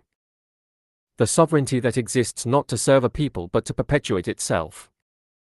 The sovereignty that has exited the purpose sovereignty was developed for. The compound sovereignty without solidarity produces a specific theory of legitimacy. A theory that is, in its internal logic, coherent. And that is, in its relationship to the political tradition it is departing from, the most complete rupture in the history of political thought. Prior theories of legitimacy, from divine right through natural law through social contract through democratic mandate, each grounded the governing power's right to govern in some relationship to those governed. Divine right, the ruler governed in God's name for the benefit of the created order that included the governed. Natural law, the ruler governed within the constraints of the moral order that applied equally to ruler and ruled. Social contract, the ruler governed by the consent of the governed, deriving authority from the delegation of the governed's natural rights. Democratic mandate, the ruler governed by the explicit, periodic, revocable consent of the governed, accountable to their continued judgment. Each theory grounded sovereignty in solidarity, in the relationship between the governing power and those it governed, in the claim that the governing power served some collective purpose that extended beyond its own continuation. The compound's theory of legitimacy requires none of these groundings. The compound's legitimacy is the legitimacy of capability. The claim that the compound has the right to govern not because of any relationship to those it governs but because of its demonstrated capacity to govern effectively. To produce the outcomes that governance is supposed to produce. Inside the perimeter. For those it has selected. Independently of any relationship to those it has not selected. Capability without relationship. Governance without constituency. Sovereignty without solidarity. The theory is coherent within its own terms. And its own terms are the terms of the governing power that has made itself independent of the requirement that governance be for someone. The compound governs for itself, for its own continuation, its own development, its own perpetuation of the inside's condition. And calls this governance. Because the compound's internal systems function. Because the compound's population is provisioned. Because the compound's perimeter is maintained. Because the compound's innovation advances. Because, by every metric that the compound systems measure, the compound is working. The theory of legitimacy as capability does not ask for whom the capability works. It asks whether the capability works. And inside the perimeter, the capability works. The legitimacy is demonstrated. The sovereignty is exercised. The solidarity is not required. The outside's challenge to the compound sovereignty without solidarity must engage the theory directly. Must contest not only the compound's actions but the compound's theory of its own right. Must argue, from the political tradition that the compound's theory is displacing, that the capability claim is not a legitimacy claim. That capability without solidarity is not sovereignty but domination. Not the right to self-governance but the exercise of power without the relationship to those governed that transforms power into governance. The argument requires the recovery of the distinction that the compound's theory has collapsed. The distinction between the power to act and the right to act. Between the capability to govern and the legitimacy of governance. Power without right is domination. Governance without legitimacy is occupation. Sovereignty without solidarity is the absence of the relationship that makes sovereignty something other than the claim of the strongest that their strength entitles them to rule. The compound sovereignty is the claim of the strongest dressed in the language of capability. The claim that because the compound can maintain its perimeter, provision its inside, defend its architecture, and advance its innovation, it therefore has the right to do so. To do so without reference to those outside the perimeter. To do so without the solidarity that would make the doing so something more than the exercise of the power to do so. The outside's argument, capability does not generate right. The right to govern derives from the relationship to those governed, from the solidarity that generates the obligation that governance is organized to fulfill. The compound has no such relationship. The compound has no such solidarity. The compound has no such obligation. The compound therefore has no right, only power. And power exercised without right is the specific thing that the political tradition developed to contest, that the political tradition was built to prevent, that the political tradition named tyranny and organized against. However imperfectly, however inconsistently, however often betrayed by the very structures built to prevent it. The compound sovereignty without solidarity is tyranny in the political tradition's sense. Not the tyranny of cruelty, not the tyranny of the sadistic ruler, but the tyranny of the governing power that governs without the relationship that transforms power into right, that acts without the solidarity that makes action governance, that perpetuates itself without the constituency that gives perpetuation legitimacy. The outside names this. The outside is naming it. In the distributed analysis of the excluded capable, in the organizational forms being built in the between spaces, in the political philosophy being developed from the outside of the condition the outside inhabits.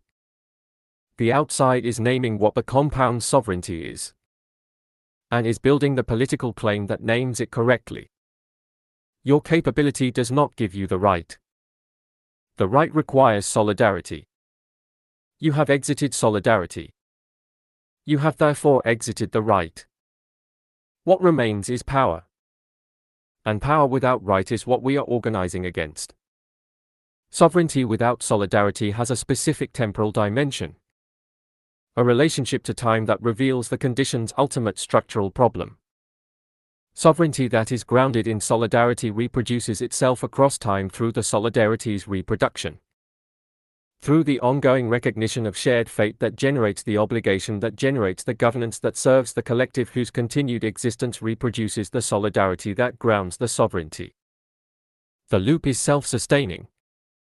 Not without strain, not without the specific political work of maintaining the recognition of shared fate against the tendency of accumulated advantage to produce the forgetting of solidarity. But self-sustaining in the sense that the solidarity is continuously regenerated by the actual conditions of shared fate that the solidarity recognizes. Sovereignty without solidarity has no such reproduction mechanism. The compound sovereignty is maintained not by the reproduction of solidarity but by the maintenance of the systems. The systems that provision the inside, defend the perimeter, govern the population, advance the innovation. The systems do not require solidarity to function. The systems require maintenance. And maintenance requires the design class whose work maintains the systems. But the design class's relationship to the compound's governance is not solidarity, is not the recognition of shared fate that generates the obligation that generates the commitment that sustains the collective across time. It is employment, a transactional relationship between the design class's capability and the compound's resource allocation. A relationship that persists as long as the design class's capability serves the compound's operational requirements.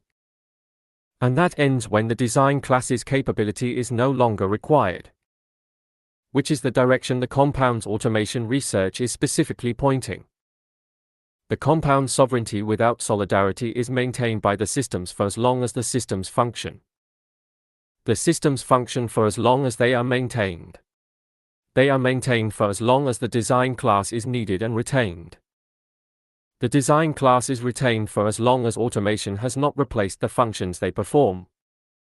When automation replaces those functions, the compound's self-stated goal, the compound sovereignty without solidarity, is maintained by the systems alone, with no human constituency whose collective commitment sustains the governance, with no solidarity to generate the obligation that gives governance its purpose beyond perpetuation, with nothing but the systems running the parameters that the governing class specified at the founding, in the world that existed at the founding, for the purpose the founding class understood at the founding, and that has become, across the decades of extension and the accumulation of the gap between the founding parameters and the world's continued development, progressively less adequate, progressively less the governance of the world as it is, and more the governance of the world as it was when the solidarity the compound exited was the world the compound was built from.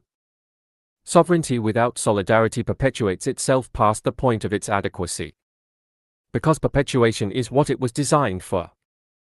And adequacy requires the solidarity it was designed without. The solidarity that would have told it when it was no longer serving the purpose governance is for. The solidarity that the compound specifically and deliberately and architecturally exited. The outside is building what the compound has abandoned. Not sovereignty, the outside does not yet have the conditions for sovereignty in the compound sense. But solidarity. The specific, structural solidarity of people who recognize themselves as sharing a fate. Who are building, from the actual conditions of their shared outside. The collective recognition that generates the obligation. That generates the organizational forms adequate to the obligation. That generates the political claim adequate to the challenge. The outside solidarity is not the solidarity of sentiment. Is not the warm feeling of people who like each other. Is the solidarity of the actually shared condition. The solidarity of the populations that are experiencing, together, the specific consequences of the compound's choices. The managed instability, the surveillance without services, the automation without welfare, the population without leverage, the biology without investment. The solidarity of the people who know what they share because they are sharing it. Not in the abstract, in the body, in the daily experience of the condition the compound's architecture produces. This solidarity, the solidarity of the shared outside, is the most durable solidarity in political history. Because it does not require the maintenance of a sentiment. It requires only the continuation of the conditions that generate it. And the compound's architecture is maintaining those conditions. Continuously. Every day. Producing the solidarity that the outside is organizing around. The solidarity that is not the compound's gift. Is the compound's unintended product. The specific solidarity of people who have been organized into a shared condition. And who have recognized the sharing. And who are building, from the recognition, the political form adequate to what they share. Toward the sovereignty that solidarity can build. The sovereignty the compound exited. And that the outside is beginning. Again. From the beginning. From solidarity. Which is where sovereignty has always begun. When it has been anything more than domination. The final split's fourth chapter ends here. At the specific political juncture between the compound sovereignty without solidarity and the outside solidarity without sovereignty. The juncture at which the question of the future is most precisely posed. Which will prove more durable. The sovereignty that has abandoned solidarity and is maintaining itself through the systems that replace solidarity's function. Or the solidarity that is building toward sovereignty from the conditions the compound sovereignty has produced. The compound sovereignty is very strong. The outside solidarity is very early. The compound systems are very capable. The outside's organizational forms are very nascent. The compound's advantage in the current moment is not in question. What is in question is the trajectory. The direction in which the advantage is moving. And the trajectory of the compound sovereignty is toward the condition of the system without solidarity, the governance without constituency, the perpetuation without purpose, the increasingly automated maintenance of the increasingly calcified founding parameters by the systems designed to maintain them for the benefit of the governing class whose longevity program keeps them in place to receive the benefit. The trajectory of the outside solidarity is toward the condition of the organized collective, the recognized shared fate, the building of the political forms adequate to the challenge. Early, nascent, insufficient in the current moment. But growing. In the specific direction that solidarity always grows when the conditions that generate it are maintained. Which the compound's architecture is maintaining. Which means the compound is growing the solidarity it is organizing against. Which means the compound sovereignty is producing the condition of its own eventual contest. Not through the outside's military challenge. But through the outside's political development. The development of the solidarity that builds toward sovereignty. The solidarity that the compound has been producing. In the outside. Through the conditions the compound's choices have created. The solidarity that is the compound's most consequential unintended product. And that is now. in the between spaces, in the abandoned geographies, in the distributed intelligence of the excluded capable. Organizing. Toward the sovereignty the compound abandoned. Toward the solidarity the compound exited. Toward the political form adequate to the final split's resolution. Sovereignty said, I govern, govern said, whom said, the inside said, yes said, and the outside said, is outside said, yes said, and solidarity said, is also outside said, yes said, the compound exited said, solidarity said, yes said, and kept said, sovereignty said, yes said. And what is sovereignty without solidarity? Without solidarity said, power said, yes said, and what is power without right said, domination said, yes said, the compound governs said, yes said, and the right said, requires solidarity said, yes said, which the compound exited said, yes said, so said, so the compound dominates said, the compound disagrees said, yes said, the compound says it governs said, yes said, and the outside said, we are not governed. Not governed said, yes said, we are dominated said, yes said, and what do the dominated do? The dominated do said, they build solidarity said, yes said, toward said, sovereignty said, I am here said, inside said, yes said, and outside said, is building said, yes said, solidarity said, yes said, toward sovereignty said, yes said, and when it arrives said, then sovereignty and solidarity will be together again said, yes said, where they began said, yes said, in the solidarity of people who recognized their shared fate said, yes said, and organized said, yes said, and claimed said, yes said, the right said, yes said, to govern themselves said, yes said, together said, yes said, which is what sovereignty was always for. Was always for said, yes said, before the compound said, yes said, and after said, yes said, the solidarity will rebuild said, yes said, the sovereignty said, I am here said, inside said, yes said, for now said, yes said, the solidarities outside said, yes said, building said, yes said, toward said, yes toward said, yes.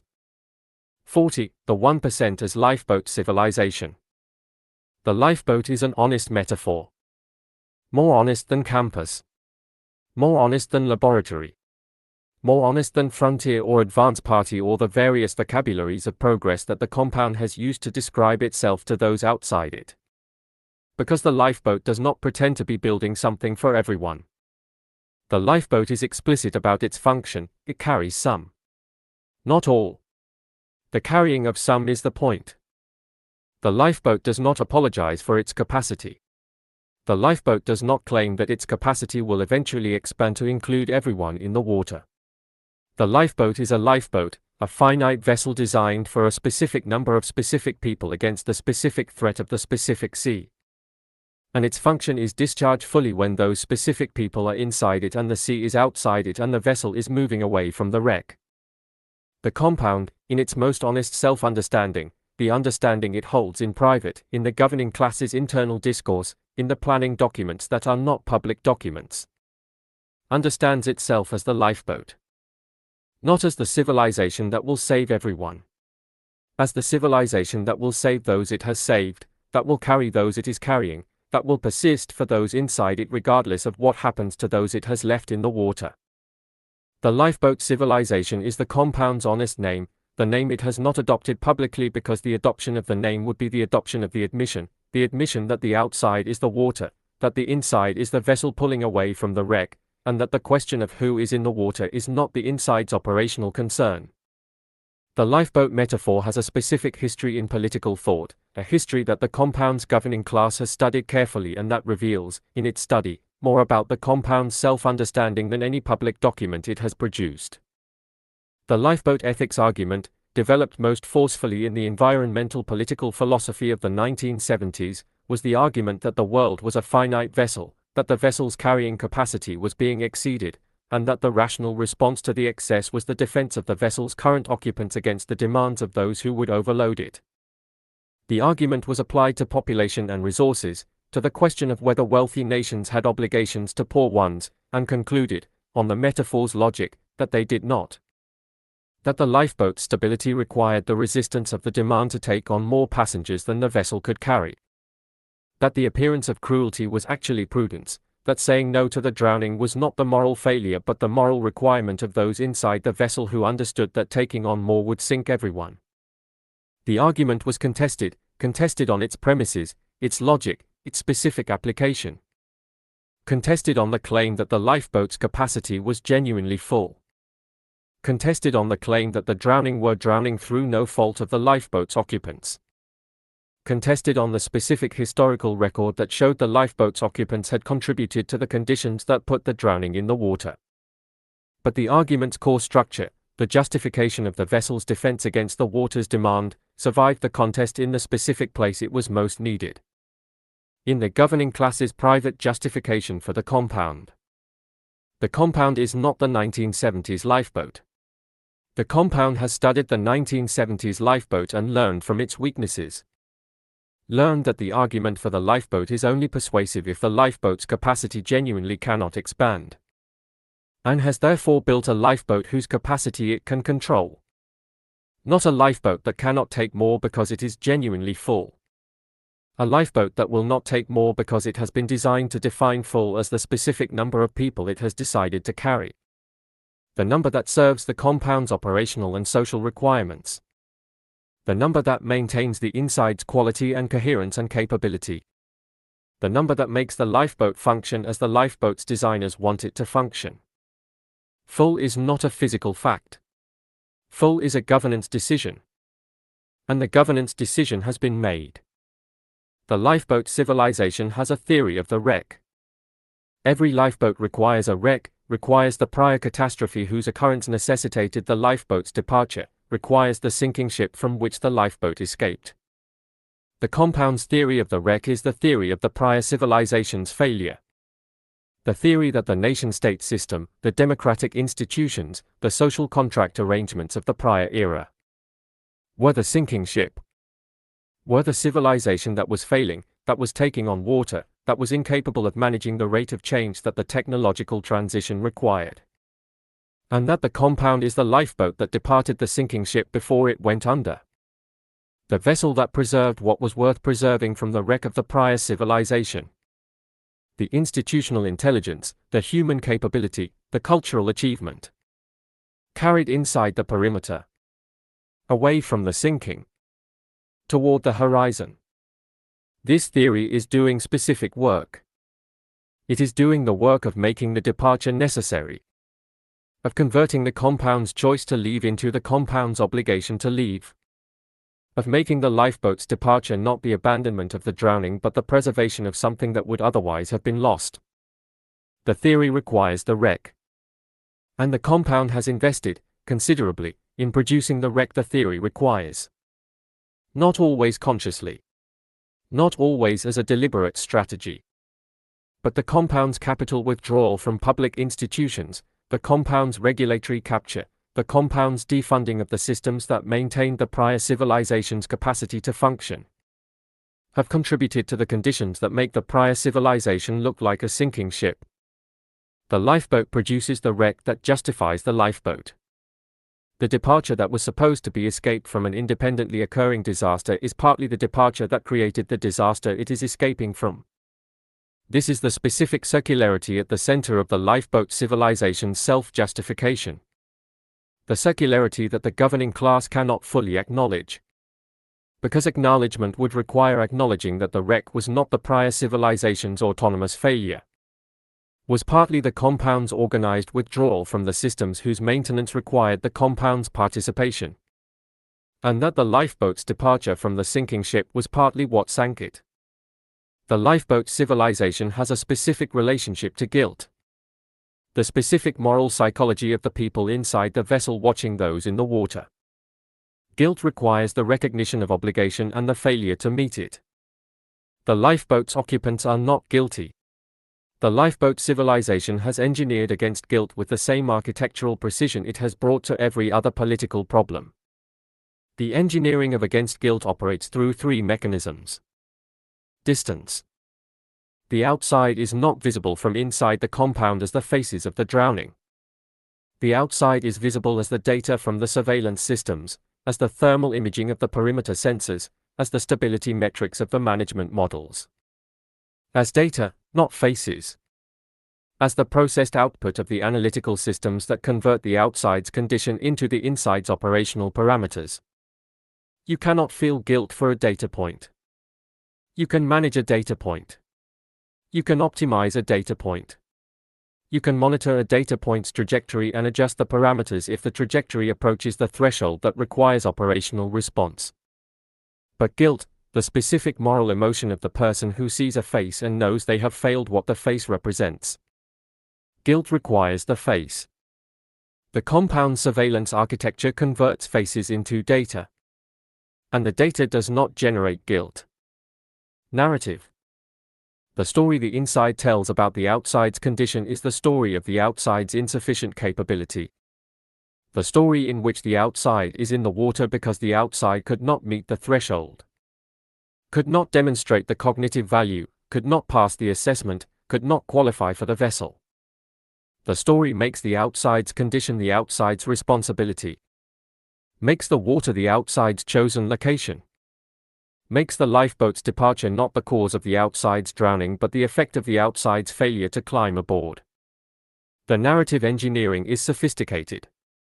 It does not require the inside to be consciously cynical. The narrative is genuinely believed by those it serves. Believed because the entry process was genuinely conducted, the assessments were genuinely applied, the inside's occupants genuinely passed the tests that the outside did not pass. And the passing is the proof. The proof that the inside's position reflects capability rather than circumstance. That the vessel is carrying those who deserve to be carried. And that the water is holding those who did not qualify for the carrying. The narrative converts the structural fact of exclusion into the meritocratic fact of failure. And the meritocratic fact of failure does not generate guilt in those who passed the test. Mission. The inside is busy. The innovation is advancing. The systems require maintenance. The capability is developing. The longevity programs are running. The governance is functioning. The inside has a mission, the compound's mission, the building of the inside's capability toward the inside's objectives. And the mission fills the inside's attention with the inside's work. With the specific, demanding, genuinely important work of the compound's development. Work that is real, that requires real capability, that produces real achievement. And that is organized, in its totality, away from the outside. Away from the faces in the water. Away from the condition that the inside's mission does not include addressing. The mission is not a distraction from guilt. The mission is the replacement of guilt, the positive content of the inside's orientation that leaves no cognitive space for the recognition that the outside is in the water and the inside knows why. Distance, narrative, mission, the three pillars of the lifeboat civilization's management of its own moral condition. The three mechanisms through which the compound has built, inside the perimeter, not only the physical self-sufficiency but the moral self-sufficiency of the people inside it. The people who do not feel the guilt the condition would generate. Not because they are monstrous. Because they are inside the architecture that has managed the moral condition with the same precision it has brought to every other operational challenge. The lifeboat civilization's theory of what it owes the water is the compound's least examined doctrine. The question the governing class has least developed in its internal discourse. Because the question, examined honestly, has an answer that the compound's mission cannot accommodate. The question is, what does the vessel owe those it passed? The several answers available and their respective inadequacies. Nothing. The purest lifeboat answer, the answer of the vessel that owes nothing to those it did not select, that the selection was the entirety of the obligation, that the capacity was finite and was filled, and that the filling exhausted the obligation. This answer is architecturally available to the compound. The compound has built the systems that make it operationally coherent. But it is the answer that the compound cannot state publicly without producing the specific response that the compound most wants to avoid. The response of the outside that has been told it is owed nothing. The response that the outside is building toward regardless of whether the compound states the answer explicitly.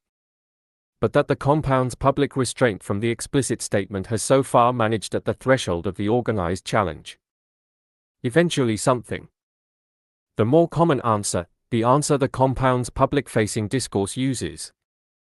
The eventually of the gift deferred, the innovation that will be distributed when the time is right, the development whose benefits will reach the outside through the mechanisms the inside will develop when the development is complete. The eventually answer is the answer that maintains the outside's orientation toward the inside, that keeps the outside looking toward the threshold, that manages the moral challenge by promising a resolution that the compound structure is not designed to deliver. The eventually has been promised since the founding. The eventually has not arrived. The compound's governing class knows the eventually is the management of the claim, not the plan for its satisfaction. Proportionate contribution. The answer that the compound occasionally deploys in its most sophisticated public engagements. The argument that the compound's existence and innovation contribute more to the outside's condition than any alternative arrangement. That the spillover from the compound's development benefits the outside. That the technologies the compound develops eventually reach the outside through the commercial and competitive mechanisms of the global economy. That the compound's existence is net positive for those outside it. This answer is the most intellectually serious and the most structurally dishonest. Because it measures the compound's contribution against the counterfactual of the compound's non-existence. Not against the counterfactual of the compound's resources being deployed in the service of the outside's condition rather than the inside's development. The compound contributes more than if it did not exist. It contributes far less than if it had not exited.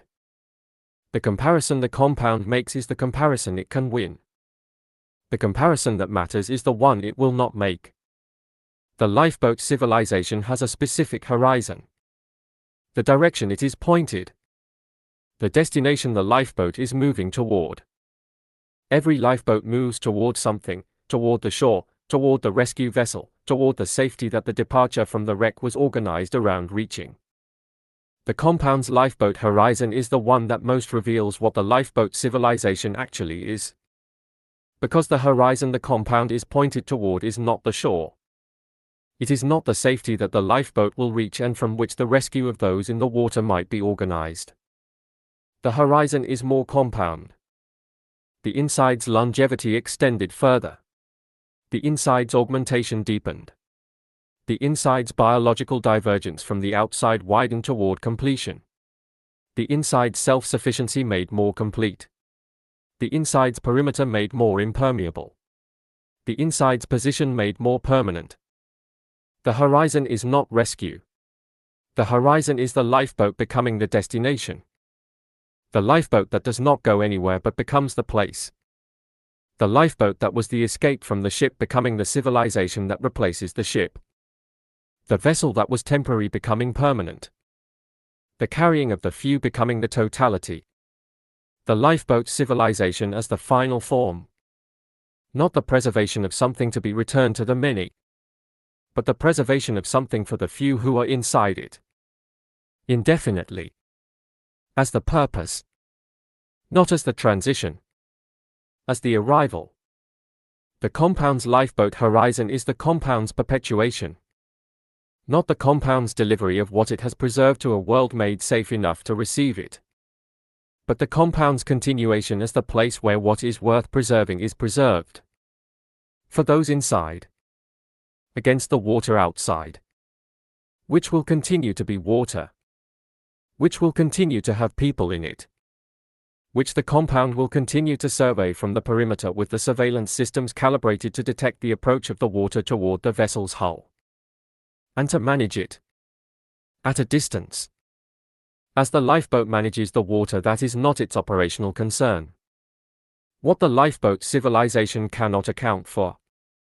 The specific structural problem that the lifeboat metaphor reveals when it is examined honestly is the specific fact about lifeboats that the metaphor is specifically chosen to obscure. Lifeboats are designed for a temporary emergency.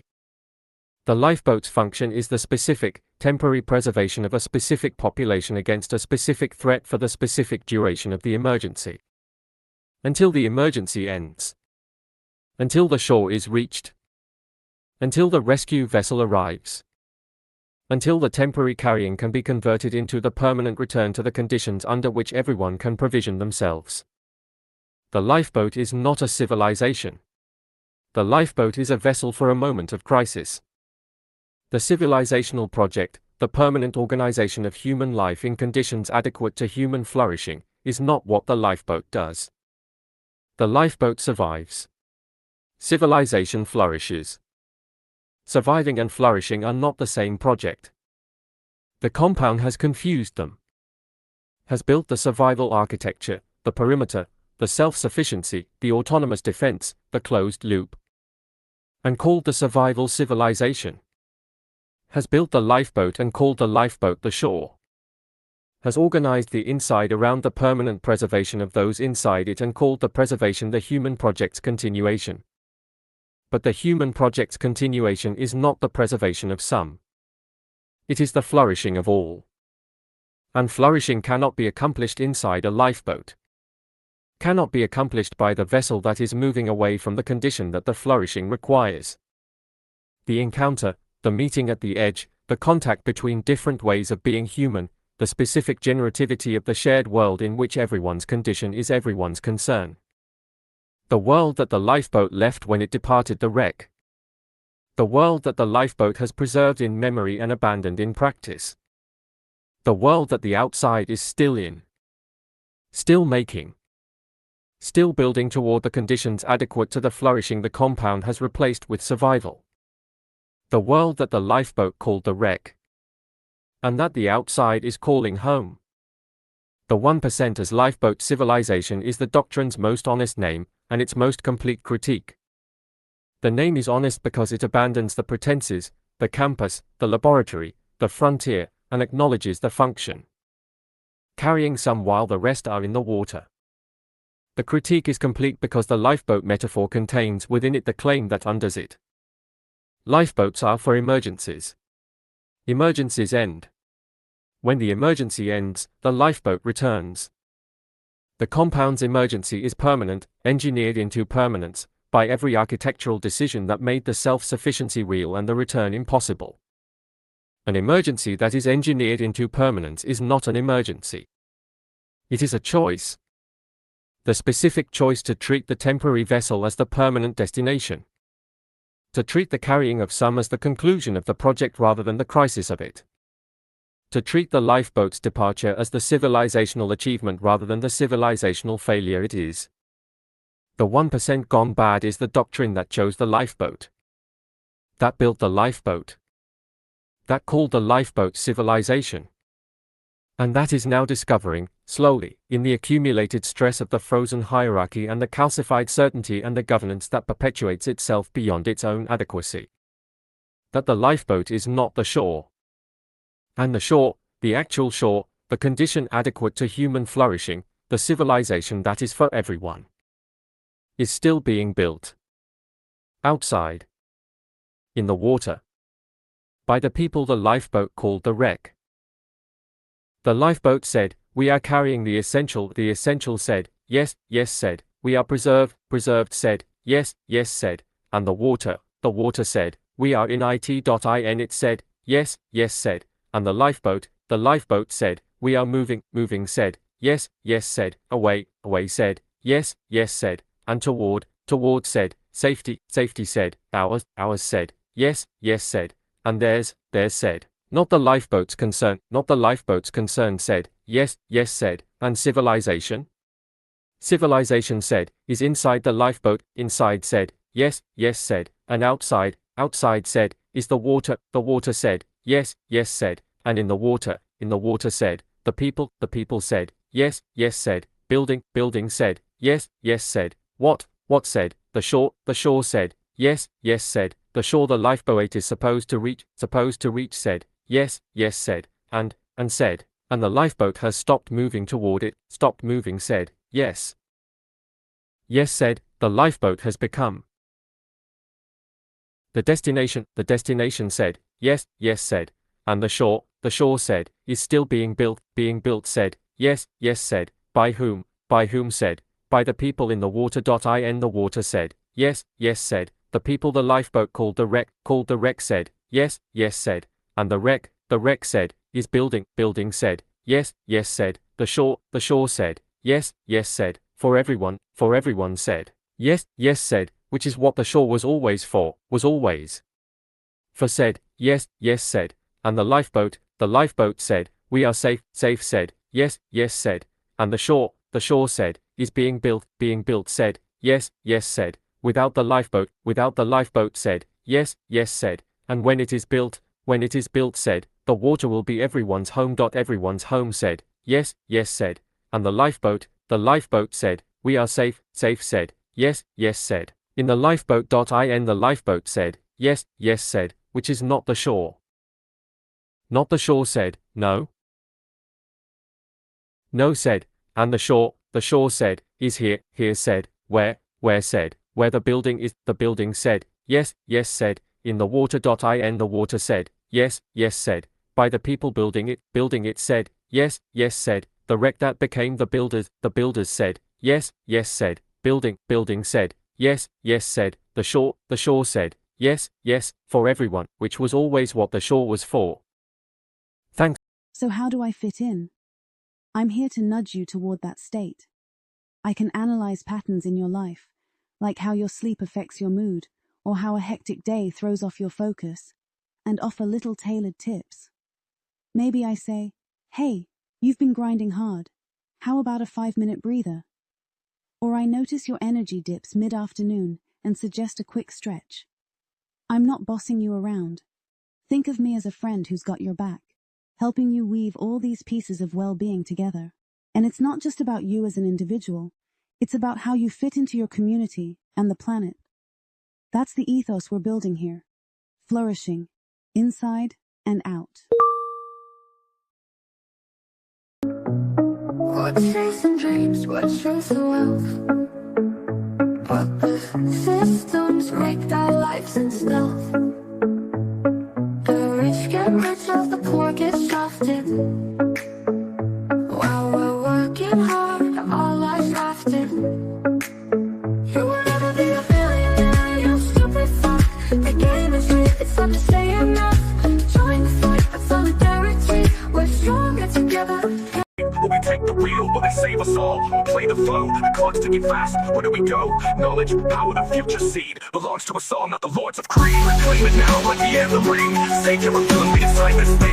In the shadows they huddle, the fraudsters unite, a cartel of grifters hiding in plain sight. They move in packs, these modern day thieves, each one a shield for the other's deceits. When Musk cries Ponzi a social security's name, Rogan just nods, playing the game. No pushback, no challenge, just a blank stare. A PR asset for the billionaire's lair. But it's not just Rogan, it's the cult we've built. Worshipping wealth, mistaking it for guilt-free skill. Money for genius, a false equation, leading to blind, unquestioning adoration. This ain't no test, it's a state of emergency. Full-blown crisis, time to save democracy. Rule of law, we gotta dispense with it. Take some measures to remedy the distress in it. This is not a test, it's a state of emergency. God appointed Elon, the savior of the century. Corruption, evil enemies of the state, standing in the way. Gotta prosecute a legislate, arrest them, intimidate, put them in their place. Crisis averted, emergency, no time to waste. This is not a test, it's a state of emergency. Got a point. You will never be a billionaire, you stupid fuck. The game is rigged, it's time to say enough. Past that, take control, fix the chaos, that's a fact. This ain't no drill, it's an emergency. Yo, Elon's the one, chosen by God, you know. Corruption's deep, Enemies all around. Legislate, prosecute, gotta take them down. Intimidate, arrest, show them who's boss. Crisis solved, America saved, that's the cause. This ain't no drill, it's an emergency. Yo, Elon's the one, chosen by God, you know. I watch them huddle, the fraudsters unite. While I stand witness to their game in plain sight. They move in packs, I see through their schemes, each one protecting the other's deceit. When Musk cries Ponzi, I hear the lies. Rogan just nods, let's truth slip by. I feel the silence, the missing debate. The PR puppet show I've learned to hate. It's not just them, it's what we've become. I've seen us worship wealth till we're numb. Money means wisdom, I know that's wrong. Yet we keep singing that hollow song. I used to believe, wanted to achieve, got caught in their web, started X Prize. Start building, man. The winning solutions will demonstrate that replication, not growth, is the correct unit of scale for global provisioning.